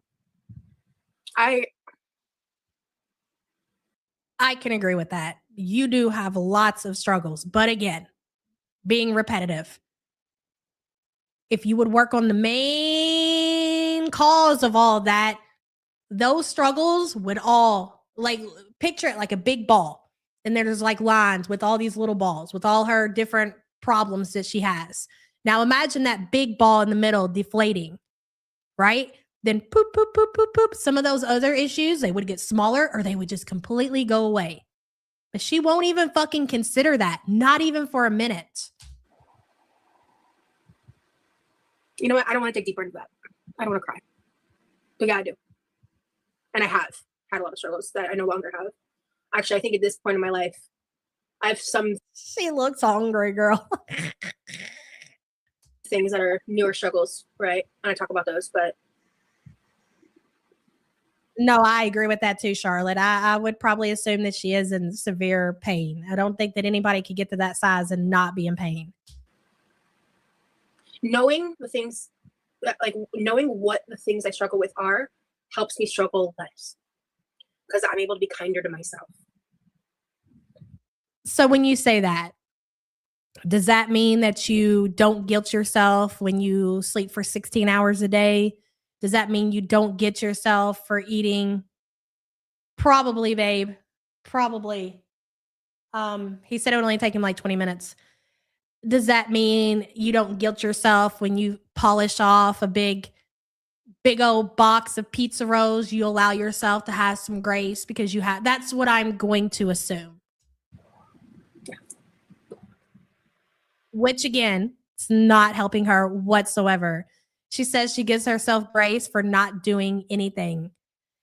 And I mean, if that's how you want to live your life, is just by not doing anything, and if that makes you feel better and you can justify all of your actions and you don't have a fulfilled day and you're like, well, that's okay because I have all of these things wrong with me. You can go to bed and you don't have to guilt yourself that you didn't get fucking anything done.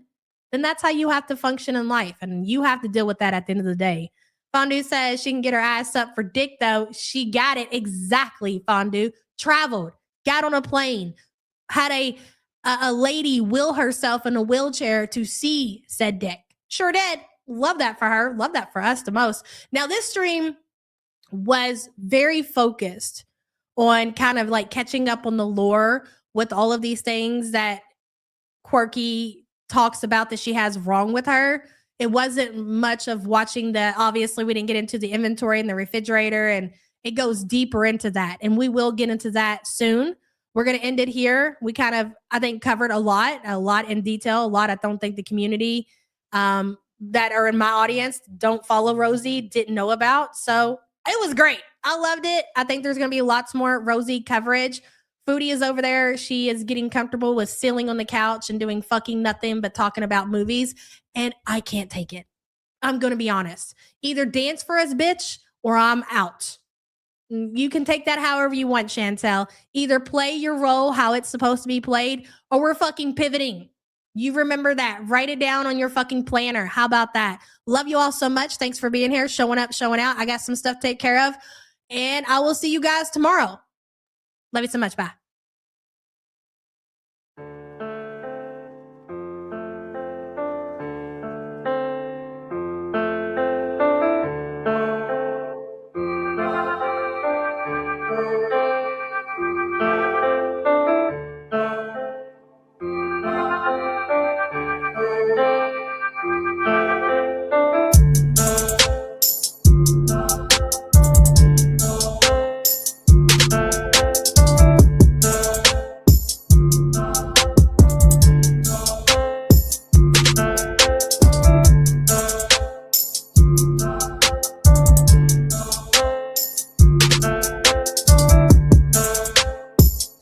Griff gang. Good for you. Not a marriage scammer. Hillbilly, crap, white trash people. I'm fat. I'm obese. Wait, I am wait. fat. Damn, son. Hello, it's ready. Don't talk to me! Cuties in the video.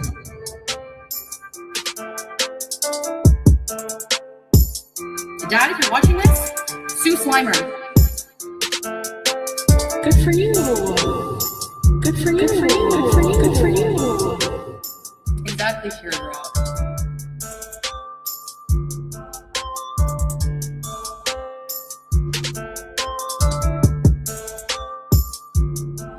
Hi, are you serving cheeseburgers right now? I gave my cat away for you. Don't talk to me! You think your life will be so much better struggling here with 500 kids and no money. Okay, good luck. Giddy up!